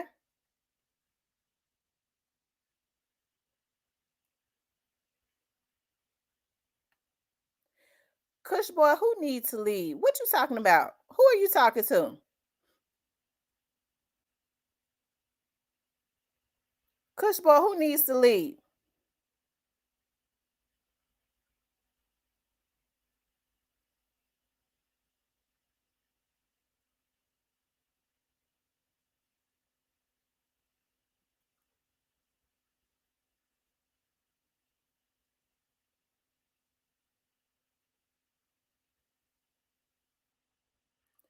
But who are you talking about? Who are you talking about need to leave?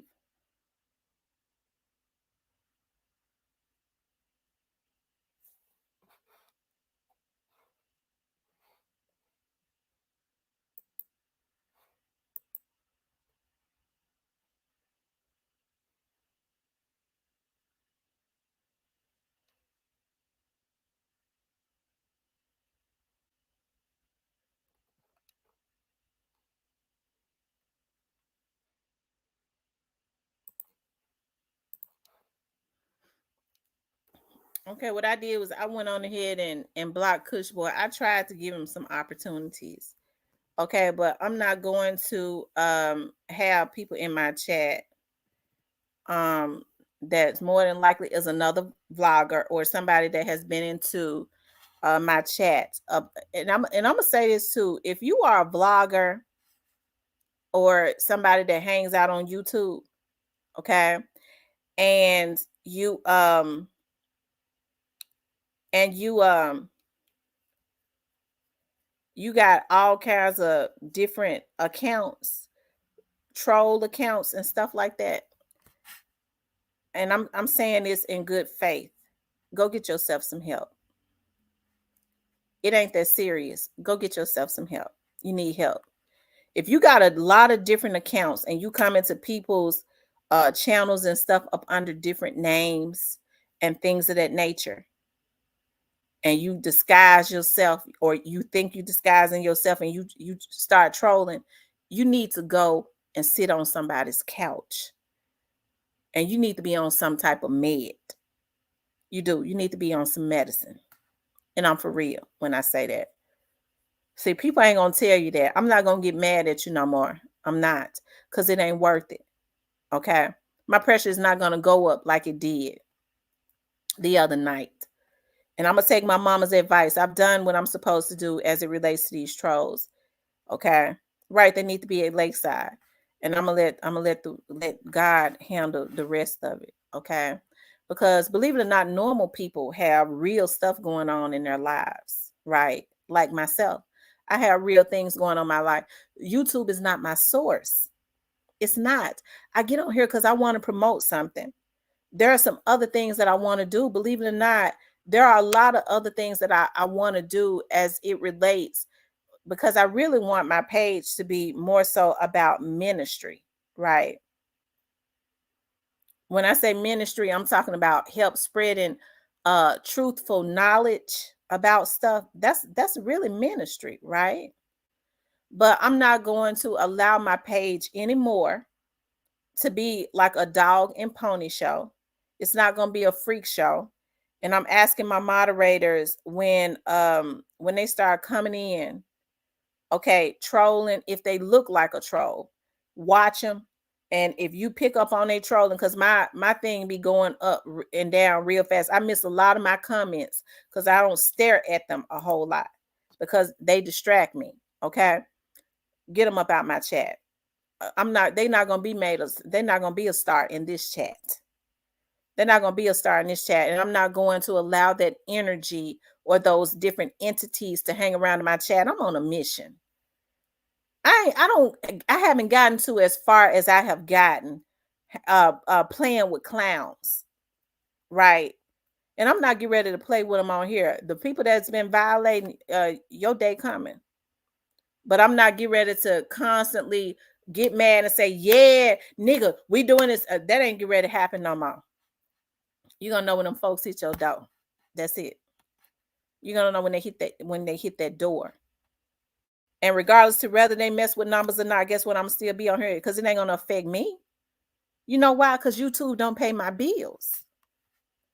It's gonna affect them because they're not gonna be on here no more because they're gonna be in jail when they get through digging at all the other stuff that they doing. Okay. See, that's gonna be the real bombshell right there. So, like I said, back to what I was saying, Memphis is in trouble, right? And our people are in trouble because of our mindset and not wanting to do better. That's it. That's all. Every time you look up, you have our people are such, it's good to take advantage of opportunities, right? Hey, Shantae, but you have people that are opportunists. And what they want to do is, like with my mindset, this is how I am. And this has got to change with our people. If I see a good-hearted person, a good-natured person, what I do is, because it is very extinct, what I do is I gravitate towards good-natured people. But because people are they so slimy now. And this is the reason why they never get anywhere. When they see a good-natured person, the human mind and psyche go, because they so twisted now. Oh, that's a good person.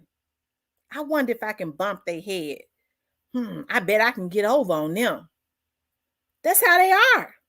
And that's the reason why they never get anywhere. I'll never forget that when I was HR manager for the government, God put me there, okay? And God put me there, and I was helping a lot of people. I was able to help a lot of people who would never have gotten interviews because I was pulling those applications with the government. I had folks coming in there saying, I've been applying for years and I never got an interview. If I don't even get the job, I made sure I interview everybody, because see, everybody might not have the experience, but they might have had the work ethic, okay? They might have had the work ethic. I feel like everybody deserves, sometimes all they need is an opportunity. They had the right type of attitude, and I would recommend them for the job, right? Even if that other person might have had more experience. I didn't choose people based on that. I chose them based on the work ethic, the attitude, right? And knowing that they was capable of doing the job, okay? And those were the people that came in that just wanted an opportunity. and treated it like gold, because some of those that already had the experience thought that they was too good. They kept more shit going than the law allowed, right? But I remember there was this one person that they had there for a temp. And I was like, and they were saying, we don't want him. We don't want that person. We don't want them. They keep too much stuff going, this, and that. But me being the type of person that I am, I was looking at the person. I was like, dog, I was looking at the type of clothes that they wore. I was looking at their teeth and stuff. I was like, dog, well, if they get permanent, they would be able to get insurance. It would help their situation more. Because I would even communicate with the person because they were a temp. And my CAO was saying that person is a problem. I really want you to start phasing that person out. And I was like, I'm going to do whatever I can to try to go around it, because I just think if this person is given an opportunity, right? And so I ended up helping the person to get on permanently. That job was supposed to be for somebody else, okay? And I put that person in a position where they were chosen to be permanent, right? And the very person that I helped stabbed me in my back to the point where I almost lost my job, okay? That's how bad they stabbed me in my back, right? Because they thought, well, I'm in now. Yeah, I'm gonna try to, just doing the most. Stabbed me in my back, went to the elected official, stabbed me in my back, right? And as soon as they stabbed me in my back, 30 days later, the elected official came in, because we already know that when God does it, it don't take no forever, because he's a right now God. The elected official came in, he lost his job 30 days later and said, I want him gone before he offer probation. Get him out of here. So let me tell you what God did. The moment he stabbed me in my back, God took it back. That's the reason why I say I already know I'm favored. I don't worry about these dime store hoods on here. You can't touch a favored person. You can't. Every door that I walk in, God gives me favor. Every door, even as it relates to some of these complaints that's in the atmosphere, God gives me favor. So I don't worry about it. That's the reason why I say these folks better start sowing good seeds. A lot of the position that a lot of these people are in right now, it ain't got nothing to do with nobody other than them. They put themselves in that position because they always sowing seeds of discord. Seeds of discord. Well, we're going to do it this way. We're going to do it that way. I got a TV show right now that we filming new seasons for. I was on TV, right in the TV screen, the TV that y'all be looking up at, the real TV, before I even came on YouTube. Right?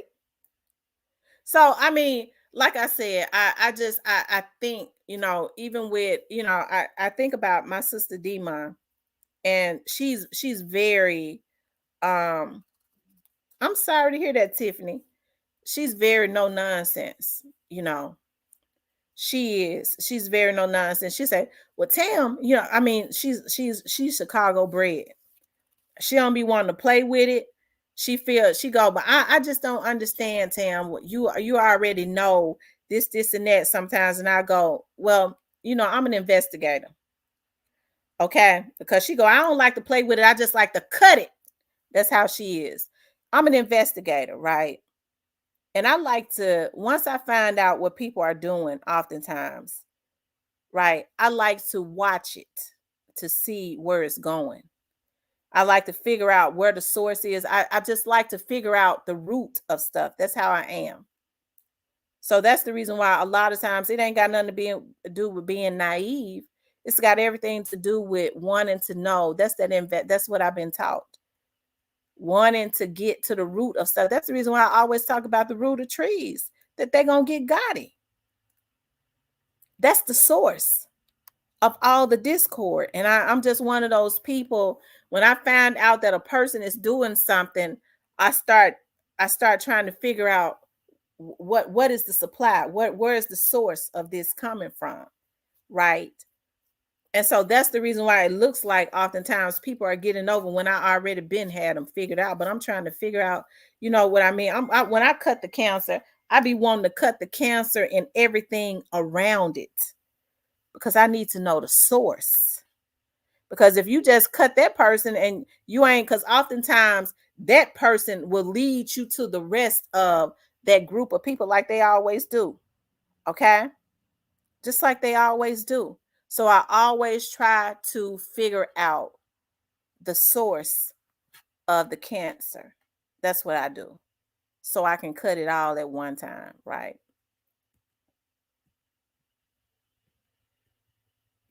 Wow. I don't know why. Hey, Tiffany, that's I hate that,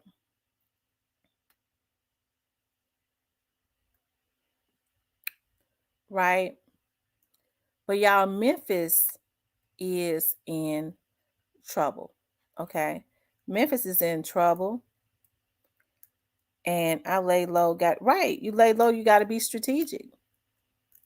And just because I don't say nothing, it's some things I blurt out, but it's some things I know not to blurt out. Cause I ain't no damn fool. Okay. Cause I'm not a fool. But I think that is sad, like I said, the stuff that people are doing and they claim it's because first of all, can no vlogger solve Young Dolph's case? It ain't gonna happen. I'm an investigator and I can't even solve it. Okay. You know why? Because Young Dolph has a team of experts on his case that's working, right? And so that's the reason why I always say you have to just kind of allow it to work itself out. It's okay for people to have their very own opinions and stuff. It ain't nothing wrong with that. But I feel like it's something wrong with when people are, when people violate people. Thank you, Robert, for the cash out. When people start violating people, right, because they have a difference of opinion than them, so then that's when right, that there isn't a problem, there is a problem, that there is an agenda. I'm not a fool. When folks say Young Dolph's case go deep, yeah, I know it goes deep, but I dare not get on here and talk about all that stuff. It ain't even my place to get on here and talk about everything that is going on. I don't even know everything, and I'm not gonna fake like I do. But there are some things that I know that I will never say anything about until it's over. I'd be a damn fool. And what I know, it don't come from the people off of the street. If somebody tell me something, and that's why the people that tell me stuff feel comfortable to tell me something. That's the reason why y'all think I could sit on here and say with confidence, well, Young Dolph gonna get justice.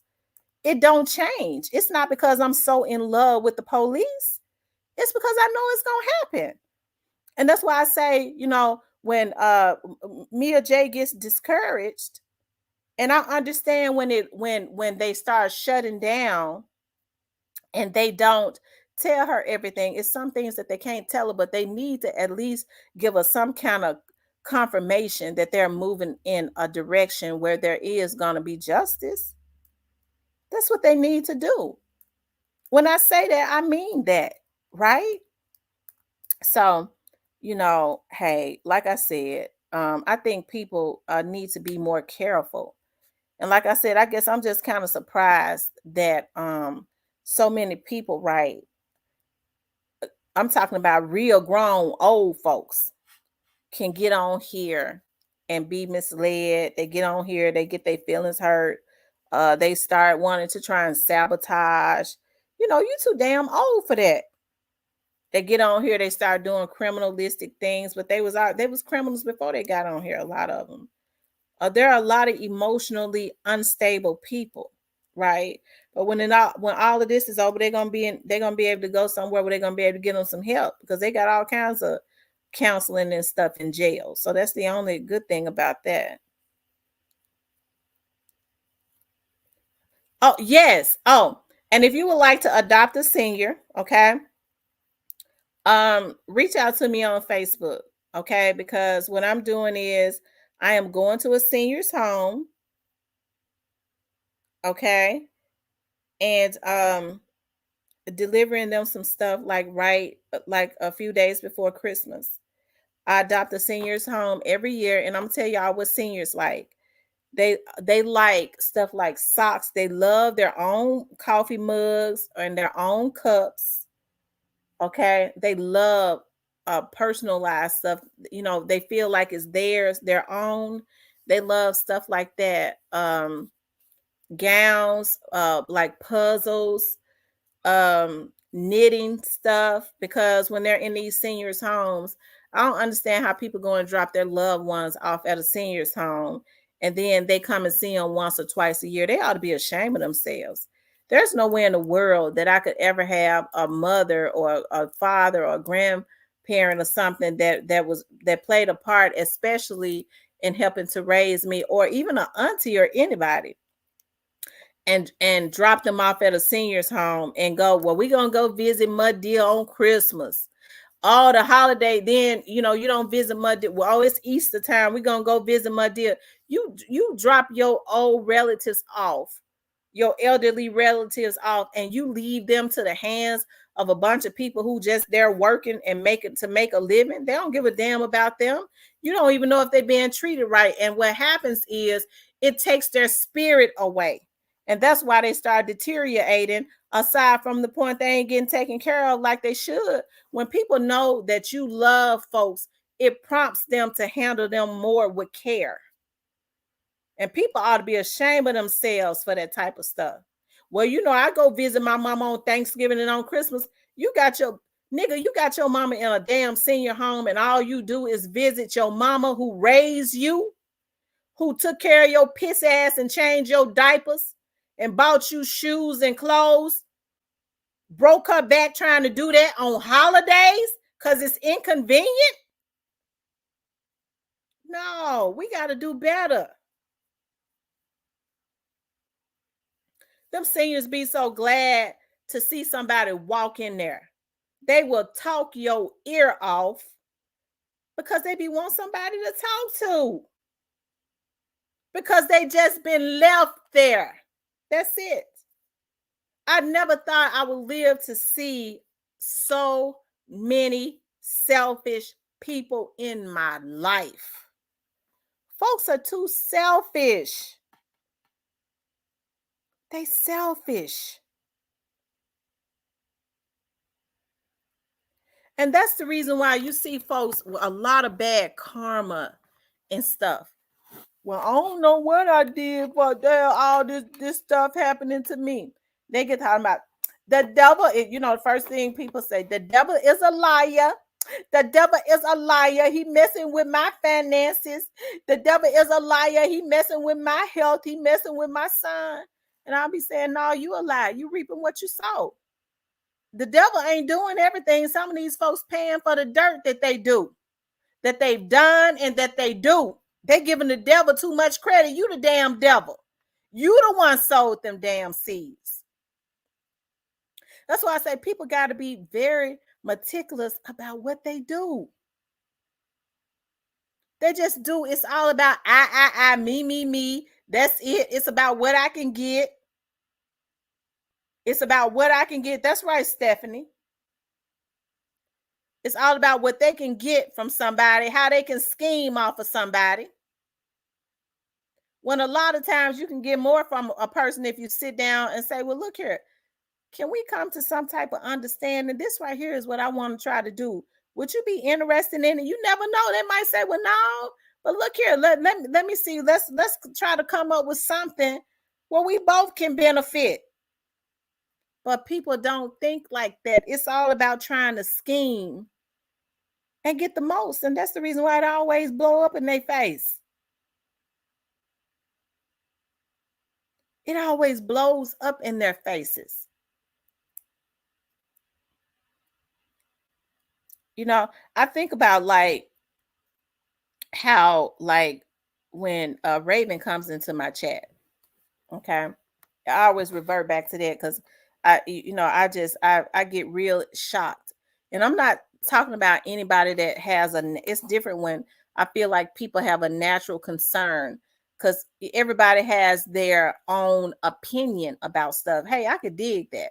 If they have a concern, they reach out to me and they say, well, Miss T, I'm concerned because, I just kind of feel this way and I'm just a little concerned. Hey, I understand that.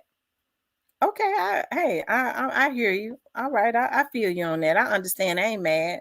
You feel a certain way, and you say you got a concern. I could dig that. I feel that.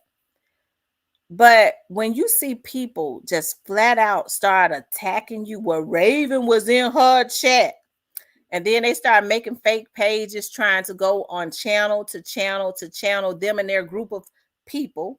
Okay, their group of people. The women that's with them and all that up under they think they up under fake pages, okay, and they start going on different channels trying to sow.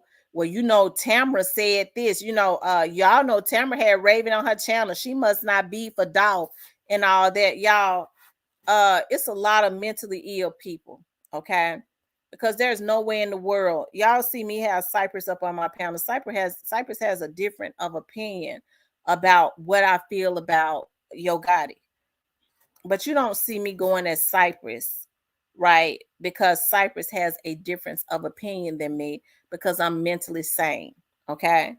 And because this is my chat, I always say, show me some respect, y'all. I don't like that people attacking folks. I don't like that heaviness or anything like that. Don't respect me and don't go at people like that, right? Because it does something to me when I feel like people are being attacked. I don't like that. I don't want that type of energy on my channel because with me being the head person, I mean, it affects me more, right? I look at, well, I was just stating my opinion. Bitch, you weren't stating your opinion. You attacking. Yeah, you this. I'm gonna take you out and you need to be taken out. That's crazy for me to sit up and let somebody do that. It's different when people have questions. Okay. I'm getting ready to put something else into the atmosphere. Okay. Because, people always stealing my phrases anyways. Yeah. Watch and see, don't y'all start hearing this. You get more bees with honey. That's why I say I'm the honey bee. You get more bees with honey. And I dare not ask, I don't interrogate Raven. You know why? Because it ain't my job to. Well, she had Raven up on her panel. She didn't interrogate her. What I'm interrogating if I ain't the damn police? If the police ain't interrogating her, who am I? That's not my job. Right? And then I see a bunch of grown people, they go into attack mode. And then when other people's defenses go up, when Raven sit up on the panel, all you gotta do is if you want to ask her something, ask her. She answered questions, but the moment her defense go up because people are trying to attack her, people say, well, she had got mad because she must got something to hide. No, because I've been attacked by some of the same people, so I understand. So when people talk at me, it make my defenses go up. It make anybody defenses go up, and then I start cussing you out. Whereas you could have got more bees and more stings with the honey, right? But you got a bunch of emotionally unstable grown people. I don't understand it. I don't understand it. And so that's the reason why I say, hey, there has to be a renewal of the mind. There has to be a renewal of the mind. I don't ask Raven anything about what went on with Young Dolph or what went on at the cookie shop. You know why? Because the police got the video. I don't need her to tell me anything about that because number one, she really can't get on here and talk about that. She can't interfere with an investigation. That happened at their cookie shop. So everything that she do know, she can't get on here and regurgitate it. I understand that. That's the reason why I don't go hard to get mad, because I understand it. So when people say, well, she started recanting statements, she might have did put some stuff into the atmosphere in the beginning. I'm not, this is what I feel. She might have put some shit into the atmosphere in the beginning that she wasn't supposed to. And she probably had to recant it. Right? Because she started talking to some investigators. She said she was talked to. I understand how investigations work. I've sat in the midst of that and seen how it works. You putting out intricate information, you can't do that. So hey, listen, I guess everybody's thoughts or whatever is valid, but whatever your thoughts are, it ain't cool to viciously go after people, because if y'all going after folks based on what y'all hear on YouTube, you sure going after them for the wrong reason. Because a lot of these, the 96% of these folks on YouTube ain't doing nothing but capping, trying to make a check by getting folks' lives put in danger, and they don't care because they came out the sewer. They got a sewer mentality. They was getting drugs and money, robbing and stealing when they was on the street, and YouTube ain't no different. Okay? It ain't no different. So that's why I say you have to be meticulous. Why do you think they try to attack me all the time? Because they can't control me. That shit they put into the atmosphere, they already know it don't penetrate me, because I know they full of shit.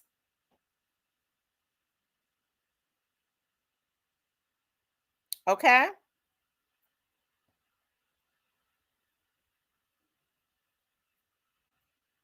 So it don't make no sense, you guys, right? It don't. Like I said, everything can be done in decency and in order, right? We don't have to violate or attack each other. That's the reason why I say, if you get confused, hey, wait that shit out. Wait it out. Don't have such an urgency where you're allowing people to mislead you. And just because it's not happening when you want it to happen. Because see, I'm gonna tell you what's going on now. People are so demonic and low down. Okay. Like I had put into the atmosphere, it's more so jealousy that I heard that there was going to be some indictments this month. Right. So because it has not happened, they put people on a mission, or other bloggers using different fake pages, the ones that I said needed to get some help. Well, it ain't happened yet, so I guess she ain't got no credibility. Girl, ooh, you see what I'm talking about? So when everything that I've said has come to pass, and I still ain't backing down, because the person that told me that was gonna happen be telling the truth. They know, right? So that's the reason why I say, like, because I always want to see justice for young doll when there are updates and stuff, and there'll be updates, start being updates more frequently and stuff, because it's getting down to the nitty gritty as it relates to this case. We'll go into the platinum. We're going to the platinum and talk about other stuff. We're getting back on our book club, because that's what we do. But as far as being a part of the garbage, when my pressure was spiked the other night, my bottom number was 100. It took me 2 days to get, because I was mad. Ain't nobody in this world, especially somebody you don't even know, worth you ever being sick, worth ever running your pressure up like that. And then the first thing they do is they sit back and laugh because they're sadistic and sick. Yeah, we got her pressure up. Maybe she'll be gone and we could make all the YouTube money. You're gonna be gone too, because y'all gonna be going to jail, a lot of you. But as far as all of the garbage, I'm on a mission. And it ain't she just on here to try to get people put in jail. I ain't trying to get nobody put in jail. The folks that's going to jail, that has already been determined. Okay, there's an appointed date and time for that. So whatever I say or don't say, it don't make a bit of damn difference. Whatever a blogger on here say about the young dogs case or don't say, don't make, listen to me. It don't make a bit of damn difference. Right? Because the investigators and the other entities that's working on this case already got that sewn up. Right? I don't care how many damn hackers you got. You ain't got the resources that the American government that's got your ass up under investigation. Some of these niggas for the stuff that they're doing and participating in. You ain't got the resources that they got.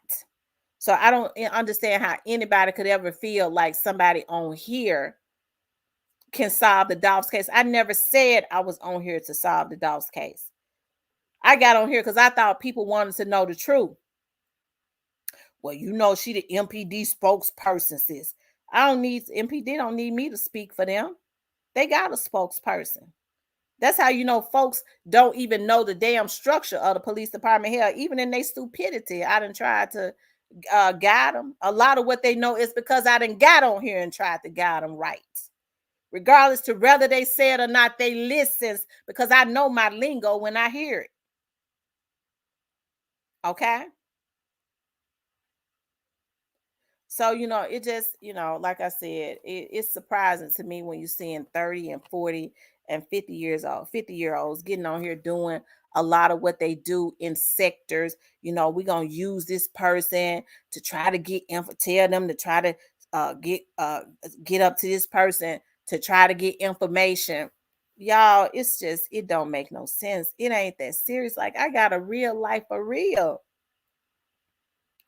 That's my real life. That's why when folks sit up and talk about my best friend, they go, "Well, why you turn her mic off?" Because that's my best friend for real. That's real life right there. That's a 40-year friendship. It ain't about no likes and views. That girl gotta live in the hood, even though she ain't scared. That's my round right there, my day one since I was 5. I dare not get on here and let her say something because she's outspoken and ain't nobody else gonna do it for a view. Well, you know, Miss T turn her mic off. Miss T involved. She don't want to solve Dawes case. It ain't a damn thing that my best friend could say that could solve or not solve the Dawes case because that's already determined. But a lot of these niggas that's still out there on the street can't even decipher that. Okay? And she ain't no dog and pony show. We get on here and we have fun, but she ain't no dog and pony show. That's my friend for real. So there's a lot of real affection and love. That's family. You don't be friends with nobody for 40 years. That ain't no friend. That's family. And so I don't play about her. Okay? That's true, James and Iris.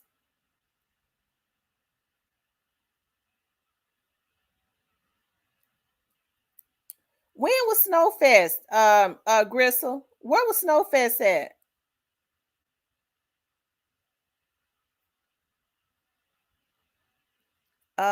New to you says, I know Nino Brown watched Tamara. Somebody else said that they thought he looked at my channel.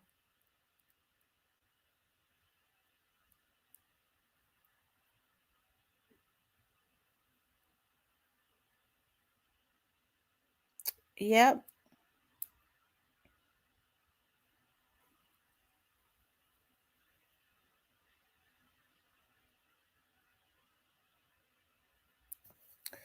But there has to be a renewal of the mind, y'all, within our community.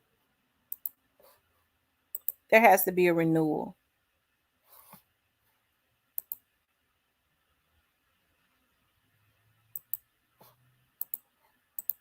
Y'all hit that like button.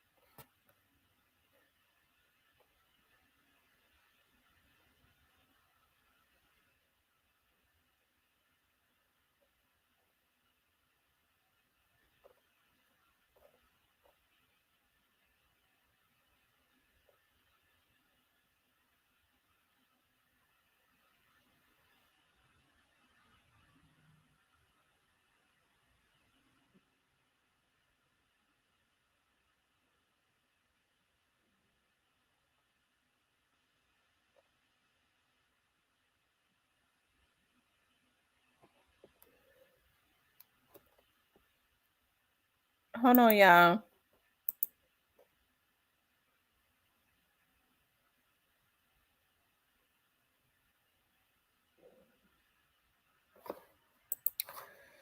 Oh, child. Yes, indeed. Nutu says, you dang on right. No one controls you. Nobody controls me. Nobody. Nobody. These folks actually would have been better off just saying, you know what? Um, you know what, you cool. I mean, would you like to join our sector? No. Hey, but I ain't got no issues with you though. I mean, I don't agree with, everything you say, but hey, I ain't trying to call you out. Just know because I'm an adult, my opinion or what I know is gonna always be different from yours. But you cool though, I ain't got no issues. But instead, they made me their enemy when they started trying to violate me and come at me because they got a sewer mentality. They started it. And anything that has a start has to be finished. Okay. And that's all I'm going to say about that. Hey, I'm the type of person, I'm a good hearted person. I'm a good person. But once you cross me, you can't cross back over. That's something that I be praying about with God because I'm a rider. I'm a loyal person. But once you cross over the fence, because you can't ride the fence now when it comes to right and wrong. You can have your opinion. Hey, that's cool.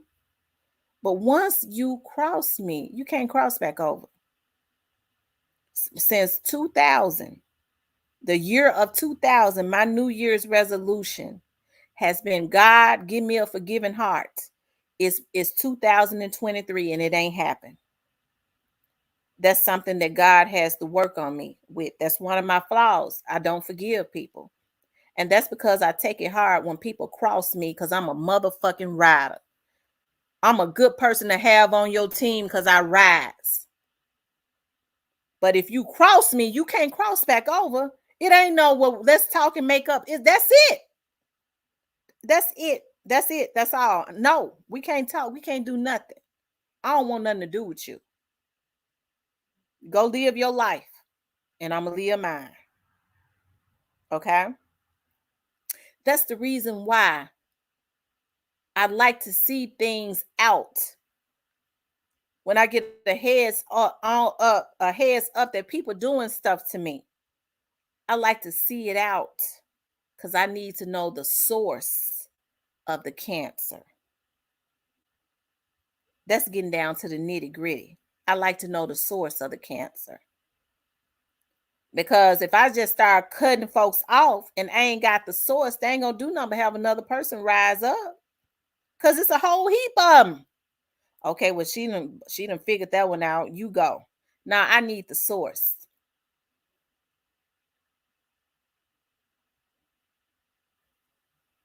Cause see, the source is who the coward. They like to hide behind the simps. Cause you a simp if you constantly letting somebody you ain't never even met on damn YouTube send you out. You's a goddamn simp. Hey Nate, OG Detroit Productions. What's going on?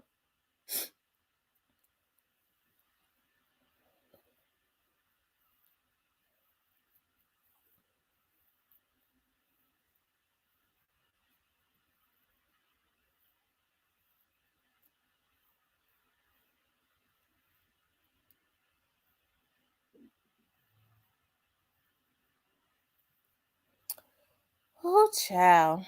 But anyways, did y'all enjoy the show today? If y'all enjoyed, give me a thumbs up if y'all enjoyed. I gotta go over to the office and mix some stuff up in my lab. Y'all, I'm back into doing my productions. I'm going to actually have a guest on. She's from out of North Carolina and somebody from out of Maryland. I ain't gonna say who it is, child, until I get them on here. And I'm actually doing a documentary as it relates to their situation and some more stuff because it's very, very interesting. Like I said, I had stuff going on, y'all, before I even came on here. Well, my dad got sick last year. That threw me off balance. And my auntie was saying to me the other day, she said that it really hurt me when you walked into your dad's because I was so optimistic about my dad. And so I remember when he went back out to the hospital,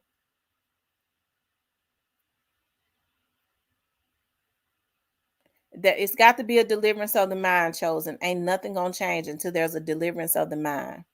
You're right. And my auntie said when you pull that chair up to your dad's bed, I remember walking in there because I was like, once my dad hear my voice,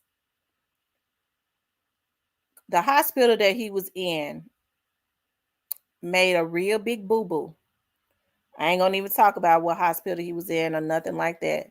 Because they got to pay dearly for that boo-boo. Okay. So I don't even worry about that because God is in control. And the good thing is they understand that they got to pay dearly for that boo-boo. But my dad was sick, and when he first went into the hospital, he it was some stuff that was not working in the hospital. Okay. And the nurses did not do what they were supposed to do. It was some equipment in the hospital that was broken. And so what happened was my dad thought that he could walk, and he tried to get up out of his bed. You know how most people do when he went the first day he went in, the first night, he tried to get up out of his bed. Because when he went to the hospital, it was only because he had gotten sick, because of complications of diabetes, and started throwing up. And when he tried to get up out of his bed, the bed alarm was supposed to go off. It was not working. And then the bed was broken. Okay. So then when he snatched his stuff out of his arm, the nurses didn't come in or nothing. And when they came in, my dad had been laying on the floor. He fell and hit the table next to his bed. He had been laying on the floor for hours. Okay. And the nurse didn't come in and find him in the floor. A relative did. Okay. And he was out in a coma for a month. Okay. So that's the reason why I say I don't even worry about that. Right. They said that's a pure freak.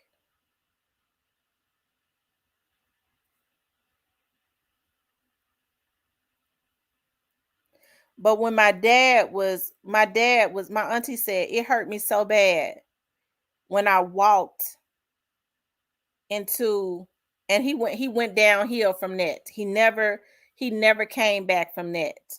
That hospital gonna pay dearly for that. They already know it. That's why they try to negotiate. Okay. My auntie said it hurt me so bad when you walked in there and you said, Dad, I'm here. I'm here. I said, if my dad hears my voice, he gonna wake up. I said, if you hear my voice, she said it hurt me. I didn't realize at that point how bad off he was. He was already sick. I didn't realize how bad off he was after that. And so he woke up a few more times. He started coming back to himself. But because he had been out so long, it started messing with it. He started having strokes more frequently from hitting his head and stuff. And he never came home again, right? Um, and so I was on here trying to be positive because I said, when OTV was messing with me every single day, when Countdown John them and all of their people was doing stuff in the background, I was fasting and praying because I had to stay positive for my dad. The day of that is over, and I want some retribution. I want it one or two ways. Okay. I want it one or two ways. It's got to be some retribution because those men tried to terrorize me because they thought I was weak when all I was doing was going to the throne of grace for my dad, and they got comfortable with violating me. They got comfortable with that. And I want my retribution in one or two ways, and I'm going to get it. Do you understand me? I'm going to get it. So I serve notice to them and all of their imps and their hackers and all the people that work with them, all these bitches on here, excuse my French, that's working with them, that think they slick, that be in my motherfucking chat. Bitch, I know you working with them. Everybody that think they slicking me, I serve notice. The day of violations is over. And if you don't know yet, you gonna know.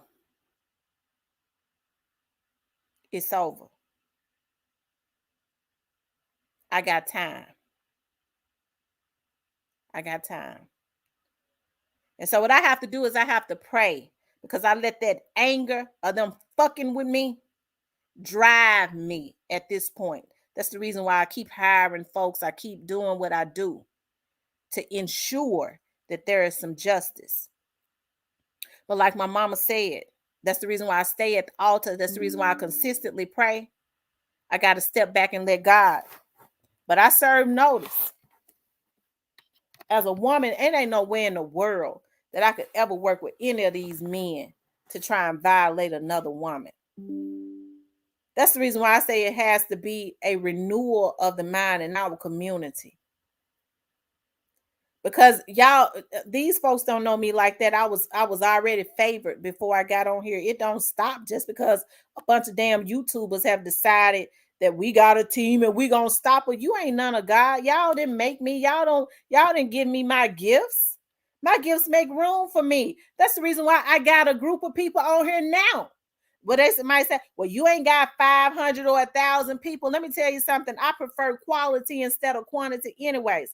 God says, if you build it, I'll send the people. I'm still in my building process on here. Just like when I built that TV show.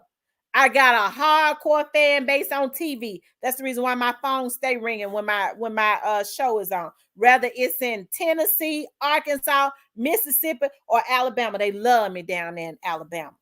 Because God says, if you build it, I'll send them. And so these devils think that they could ever get on here. Any woman, any man think that they could ever get on here and take something from me. I think not. They ain't give it to me. They ain't give it to me. So no matter how they mess with the numbers, it ain't going to change nothing. Because it was already predestined. Before I even got here, I remember I said, I'm going back to YouTube. I'll never forget. I don't know if y'all remember Gerald Stewart, Gerald the mechanic. That was one of my good friends. We used to talk all the time. And that's the reason why I'm getting ready to get back on his case. Okay. I had gotten some leads on that case and gave it to MPD myself. Okay. And when they said, well, they started getting leads and I got some, it was a whole lot of shit. Okay. And then Young Dawes situation happened and they've been pulling investigators from everywhere on this Dawes case. That's the reason why I say these folks don't know what they're talking about when they talk about MPD crooked. Them folks working the hell about their case. And not only MPD, but other people, other entities. Okay. And I remember saying to Gerald before Gerald was killed, I said, I want to go to YouTube. Okay. I said, I want to go to YouTube. And I'm going to start building on YouTube. He said, oh, okay. Well, you need to start doing that now. You need to go ahead and just start doing that now. I said, yeah. And God had already gave me a thought. Because see, before then, years before, I would just upload my stuff on YouTube. I would just upload it. When people would come from out of town so that they could look on YouTube, that's the only reason why I didn't even, know anything about no YouTube channel. The YouTube channel I got, that's why I'm learning about stuff now as it relates to this channel, especially now since these folks hacking, because I had a friend of mine that was working with me and was like, I'm going to build you a YouTube channel and I'm going to do your brand account. Hell, I ain't know nothing about half of this shit. That's why they was able to hack me. I didn't take that seriously because I'm a sane person. When I got on YouTube for a long time, I wasn't making a damn dime. So they was hacking for nothing. So I was like, why the hell somebody want to hack my stuff? I don't even make no damn money. Wasn't getting a dime. Right? And they was deleting my videos then. And I wasn't even noticing it because I wasn't studying YouTube like that. That's the reason why I'm getting them niggas asses. I'm owning asses too. Ooh, I don't even want to think about that because I get mad. Okay. But I was going through stuff with my dad, and my mind was always boggled up. But when I said I was going to go back to YouTube, okay, I spoke it out into the atmosphere. I said, yeah, I'm gonna go back on there. I think I'm gonna start going live. You know what? I'm gonna do the same thing I'm doing on TV, and it's gonna be good too. I had already spoken into in existence, and because it was for me, God let it happen. See, everything that has ever been for me, God let it fall in my lap. I ain't never had no trouble. He gave me favor, and it fell in my lap. So I was just getting on doing vlogs and stuff, and I would do it sporadically. So one day I was sitting in my office, and I had just gotten some information about straight drop. And one of my friends was like, that worked downtown at the jail, was like, I took straight drop. This is before he started getting into a whole lot of trouble. He was like, straight drop, he's in protective custody, and he went to use the phone. He said, I think straight drop getting his wake up call. I said, why you say that? He said, because young dude was frustrated because a lot of the people that he was trying to call, a lot of them done changed their damn phone numbers. And then he told me some more stuff, right? So what I did was I got on, I was like, dog, I was like, I could do a video on it, but I want to make it into something inspirational because it wasn't about getting on to get views so that I could get some money. I wasn't even monetized. Okay. And so I did a video on it. Yes, she is anointed. She is anointed, Gigi. And so I did a video on it, and I was more inspirational on the video. I was like, I'll use this.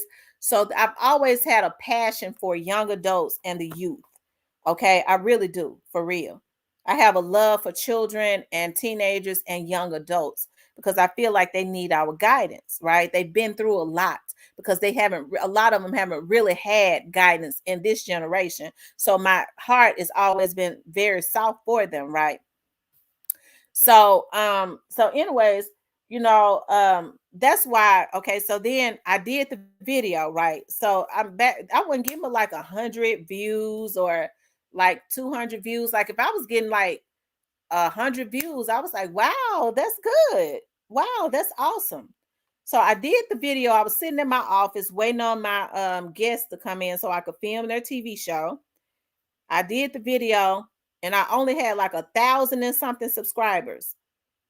Okay. And so then I did the video, didn't think no more of it. A few days later, I logged on to YouTube and I started looking at the numbers. I was like, this couldn't be right. Because it was like up to like 5,000 or 6,000. And then I was up to like 3,000 subscribers. And people were commenting up on the video, Coat Figure, Miss D, a lot of people that I see now. Coat Figure was like, sister, I'm standing with you. I was like, I didn't know none of these people. I was like, oh my God, is this for real? Like, is this right? That's the reason why I say they didn't give it to me. And when people don't give you, when man didn't give it to you, they can't take it. I spoke a seed into the atmosphere and God watered that seed.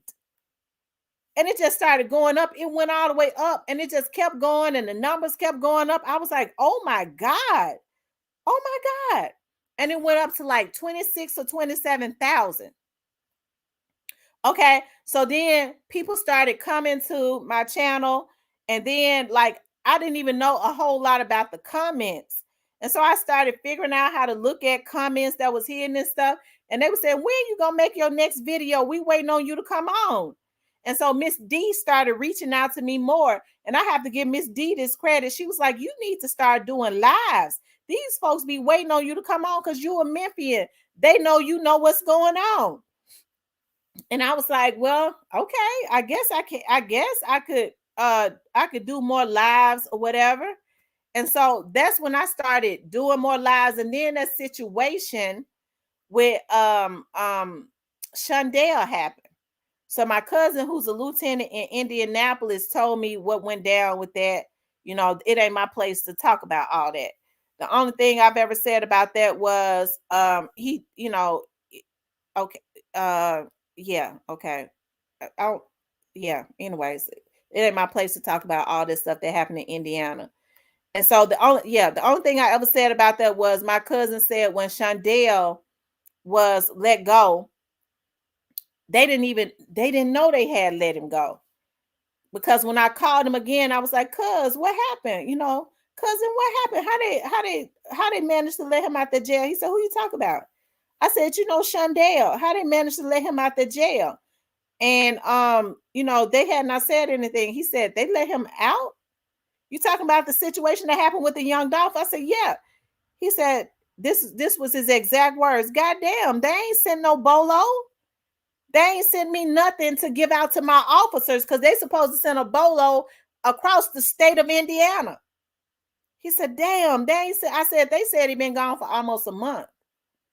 So just, you know, putting two and two together, hey, when I talk to him again, you know, I didn't really talk about that no more because you know, it just kind of seemed weird because see, I had worked for the Shelby County Sheriff's Office, and when they started saying that, you know, MPD said to let them go, MPD can't call no sheriff's office because they don't have jurisdiction over jailers, and tell no sheriff's office in another county to let somebody in jail go. It has to be the sheriff's office. So I just kind of left that alone because I said, oh, okay, with it, you know, that's kind of weird. I work down there, I understand how they communicate. And they never would have said let them go. When they said MPD said let them go, I knew that was you know, I just knew that that was a different type of situation going on. And so I didn't worry about it no more. Um, Whatever it was going on, it wasn't no mistake. That's all I could say. And you know, when my cousin told me what had happened, he told me the city. He said it was cousin. It was a one little street city. I forget the name of the city they found straight dropping them in. And he said they was at a hotel and the authorities got a call that they was at that hotel. That's the reason why I always said from the very beginning, y'all, who do y'all think told? Right? They was like, well, I think they traced them. I said, no, somebody told it. Somebody told them that they was at that hotel. Who told them? I've always tried to put stuff out into the atmosphere here. And so, anyways, he said they set up and waited for them to come out,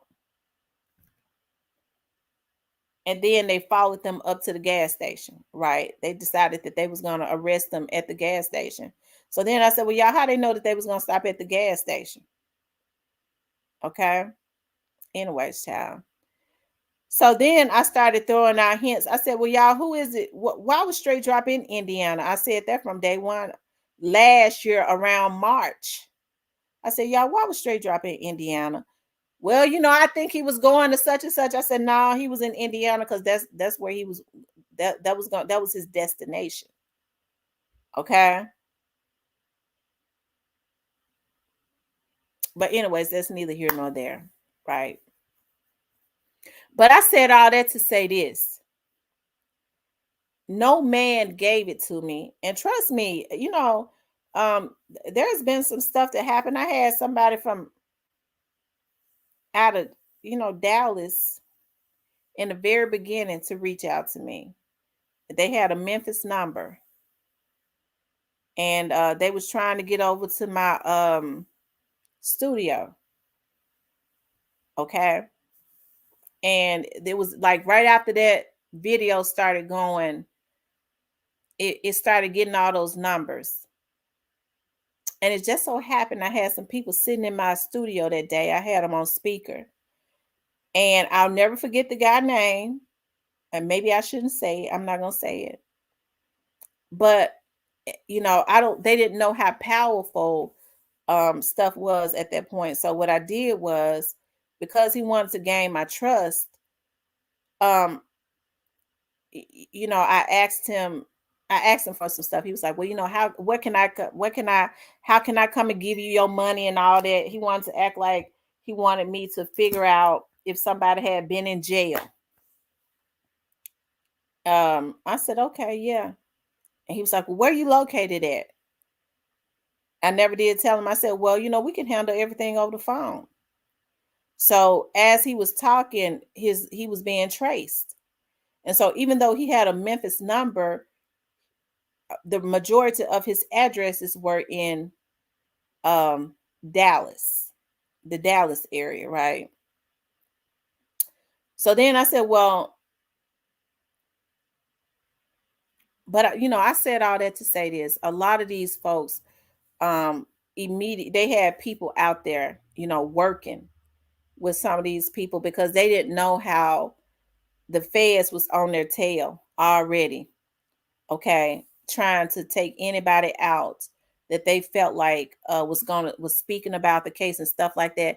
Even then, they had their case sewn up, and these folks has gotten themselves tied up in a web of a whole lot of shit, okay, for nothing,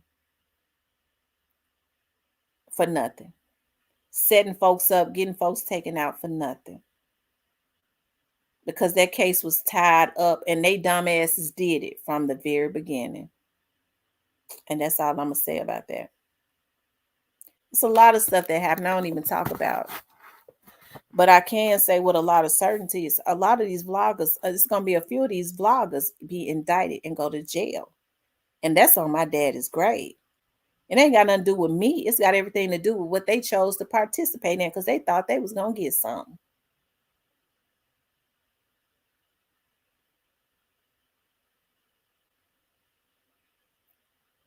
You got to know when there's a trail of money, and when you talk about hackers on YouTube hacking to get people's information, these damn folks so damn money hungry. They got professions. They paying them to be trolls. They ain't trying to figure out the source. You the lowest on the damn totem pole anyway. So if you let somebody pay you to be a troll, it ought to be some things you won't do for money. But there's a source, right? There's a source. There's a money source. And these damn stupid ass trolls and got themselves caught up in something, and they don't even know who the source is. They was brought in by somebody else that was hoping to get something. They don't even know how deep it goes when you got your stupid ass out here being a damn troll because somebody else got you doing it and you don't even know who their source is. So now I was just being the troll. I didn't know they had me hacking so they can get people information to take witnesses out, to take people out. Bitch, you going to jail. I tried to tell y'all these folks going to jail. Y'all didn't believe me though.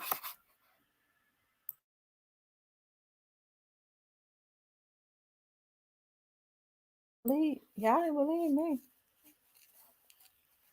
But anyway, y'all said y'all enjoyed the show today. I ain't gonna hold y'all because it's 1 o'clock. It's 1:11. You know what? Every time I look at the clock lately, every time I look at the clock, every time I look at a timer, the number is always 1:11 or 11:11. I promise to God, all I see, like it's 1:11 right now. Every time I look at the clock, it's either 1:11, rather. Sometimes when I wake up in the morning, it's 1:11 to go use the restroom. I promise you faithfully, it's 1:11 or 11:11 or is 4. I'm seeing nothing but triple fours or quadruple fours. I promise you. And I always believe in numbers having a significance.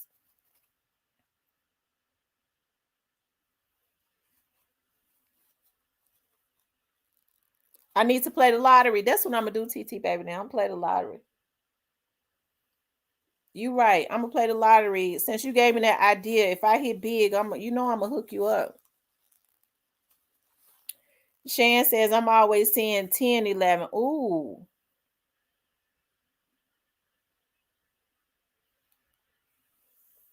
Ooh.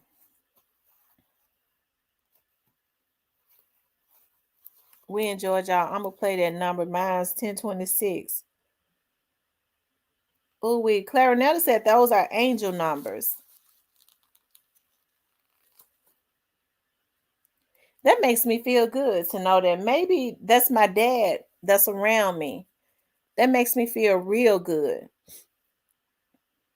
If those are angel numbers, maybe that's my dad that's around me. I'm gonna tell y'all something. I feel like my dad be around me all the time anyways. I was sitting at my computer because like my dad and I used to be in business together. Mine is 919. Oh, and so my dad, I was sitting at my computer one day. I was like, before the end of the year, as it relates to one of my businesses, I was like, I want to make this amount of money in 2 months. And I was sitting there in my computer, in my home, my computer at home, in my office at home, and I was thinking about that, and it just all of a sudden it came from me out to me out of nowhere. Like all I got to do is do this and this, and I promise to God, I believe that was my dad's spirit that put that in my head. I mean, because it just came to me out of nowhere. It was like an epiphany. It was like, dog, why didn't I been think of this? All I got to do is this and this, and I can make that quota. And guess what? I made that quota. Okay. So I feel like my dad's spirit, I know the spirit of God surrounds me, but I just kind of believe that with all the knowledge and stuff, all of the everything that the knowledge and stuff that my dad had, I believe that he kind of lingers around. And I think he lingers around right now because none of us girls are really doing okay, with him being gone. Like when I dream about him, and I dream about him all the time, like I always get woke up out of my sleep by somebody ringing my phone. And I promise you, I remember like one of the last dreams I had, I could feel myself waking up out of my sleep because my phone started ringing. And I believe I don't know if it was Miss Kitty or it because Player Cole calls me pretty early too sometimes. But I remember trying not to wake up out of my sleep because I could feel myself waking up, and my dad kind of dissipating, and the dream was so real, right? I can remember trying to stay asleep so that I could talk more to my dad in that dream. And I was so mad when I woke up. I was like, dog it. That's the reason why now what I've started doing is I've started turning my phones off. Okay, when I go to sleep, I start turning my phones off because my dad was visiting me frequently in my dreams.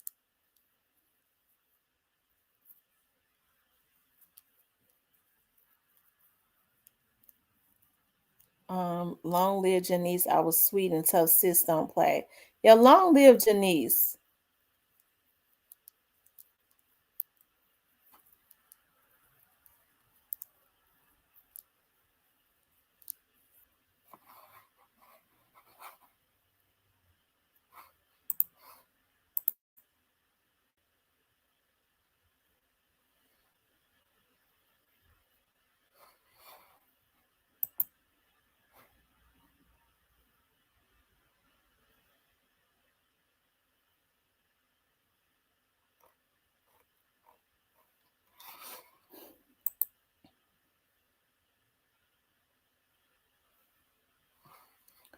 Anyways, you guys, um, what's up, Fabo? I'm glad. Is that the real Fabo?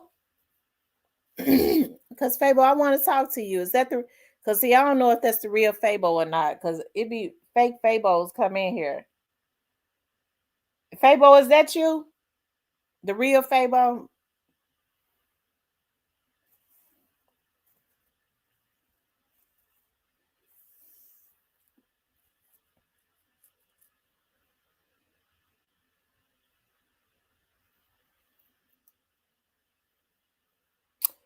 New to you says y'all wouldn't believe I dreamt I was on the run after taking out BY. I ate too much Thanksgiving. I'm gonna tell y'all what I dreamed last night, and it might maybe it was because of a movie I was looking at called Extradition. Uh, Extradition. I hope I'm saying.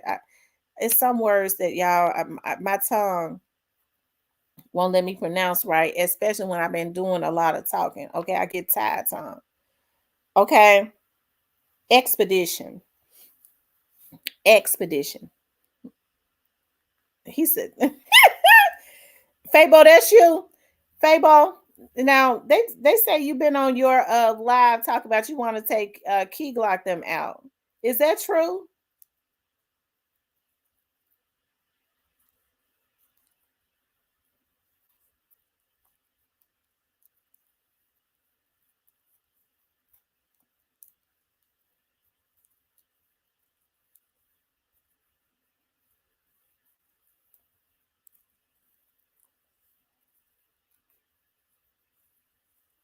But last night I dreamed, y'all.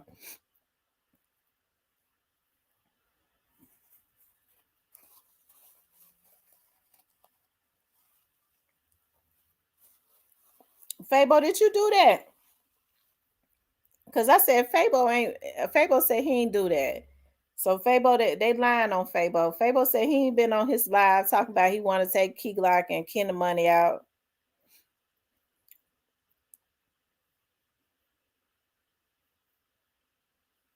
Cause I said, dog, Fabo had been quiet. All of a sudden, he pop up from out of nowhere and talk about he want to take Ken the money and Key Glock out, and he want them to pay him. He wanted, he want them to pay him. They owe him money.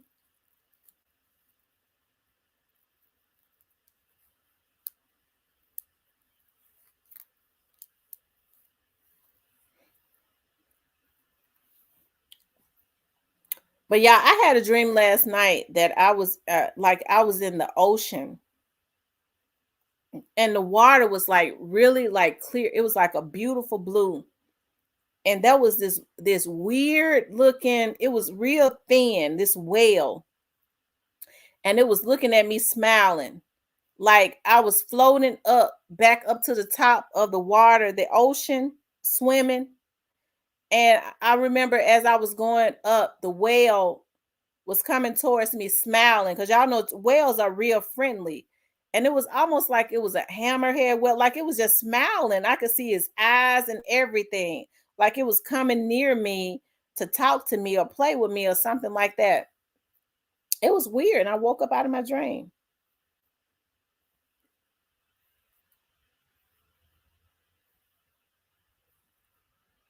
Long live Janice says, well, good, Fabo, because you should be focused on finding a better way of life for yourself. What? Right. Fabo can go and start doing his music and making a living for himself.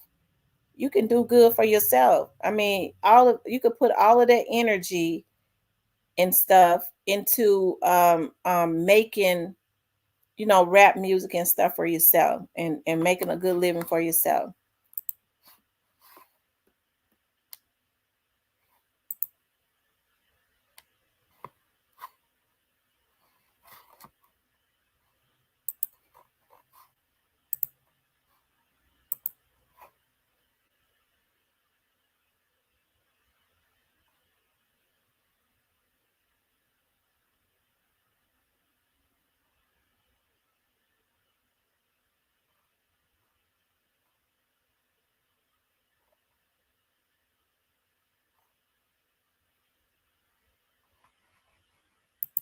Yep.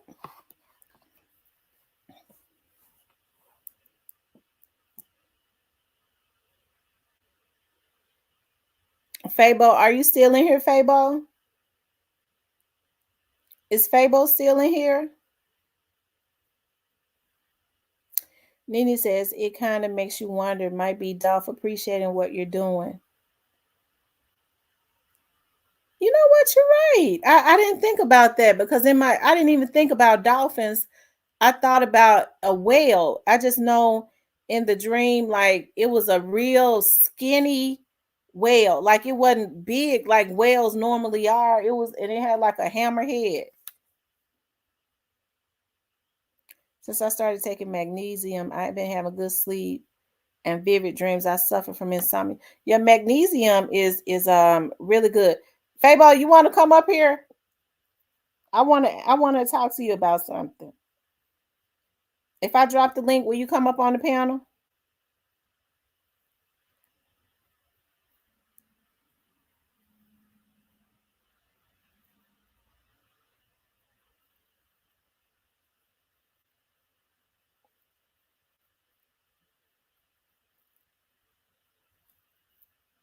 I'm gonna tell y'all something. Magnesium and vitamin D are so good for helping you to sleep good. I'm telling you, vitamin D, if you having aches in your bones and your fingers and stuff like that, it take vitamin D for a couple days. I bet you won't have them no more.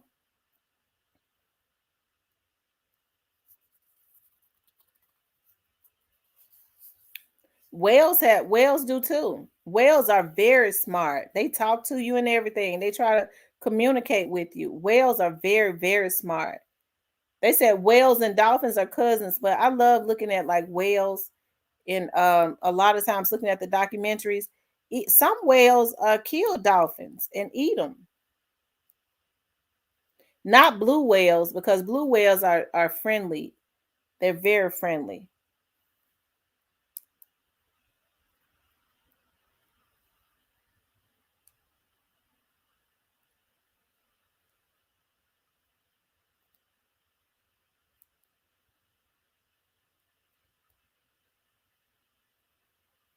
Irvin says we are electrical beings. Yeah. Fabo, are you still in here? Would you like to come up?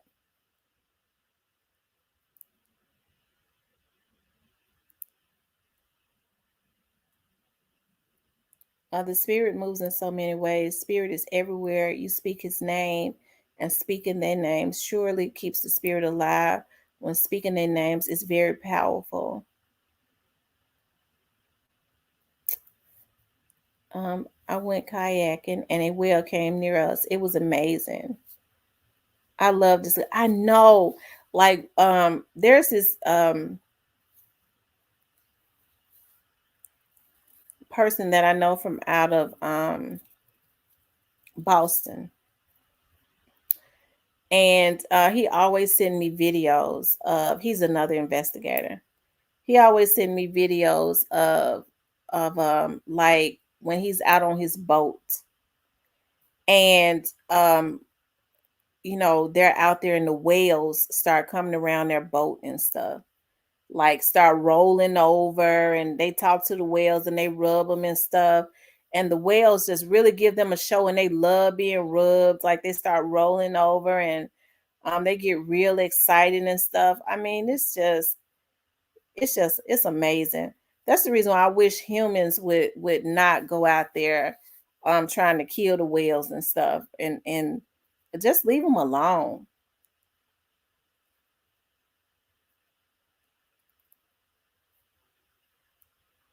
Right, you guys, don't forget to like, share, and subscribe. Well, I'm wishing everyone a good morning. Stay safe. God bless. Miss T. I'll see you on the next live. Thank you, TT baby. Thanks for stopping in. Oh, and for the people that have already donated for the seniors, I want you guys to know I'm gonna give y'all a call. I keep forgetting. I be having so much going on, but I will do it today. But it's gonna be later today. I love Discovery Channel, so I'm gonna tell y'all what I love. I love whales, I love dolphins, and I love lions. Those are my three favorite to watch. I love lions so much. Oh my God. If I had to be any animal, I know a lot of people say I'd rather be a bird so that I could fly. If I had to choose to be any animal, it would be a lion. And I'm going to tell y'all another animal that I love watching. And y'all wouldn't believe how their personalities and stuff are. I love looking at zebras. I know they say like zebras are like striped horses. They have the horseshoe and everything, but they're different.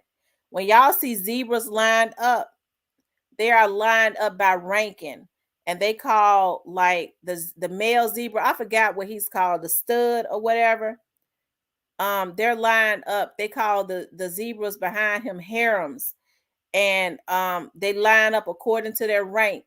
And y'all, this is what blew my mind. If any of them get out of rank, the stud will kill them, or the main, the first female, I forgot what she's called, they can beat her up and kill her. That's why y'all see them lined up and stuff all the time when the stud getting ready to move on, to another territory.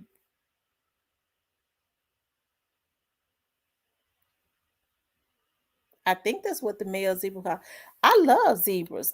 If I had to be an animal, I would rather be a zebra or a lion. Yep, Leo gang. I'm a Leo. Y'all know I'm a Leo. Y'all see how it flies off. My temper. I have a short. My temper get hot real quick, and people think I'm a cuckoo bird because I get hot. My temper get hot real quick. And then next thing you know, my temper all the way back down, and I'm just talking normal. That's what happened with Leos, child. We got real good hearts.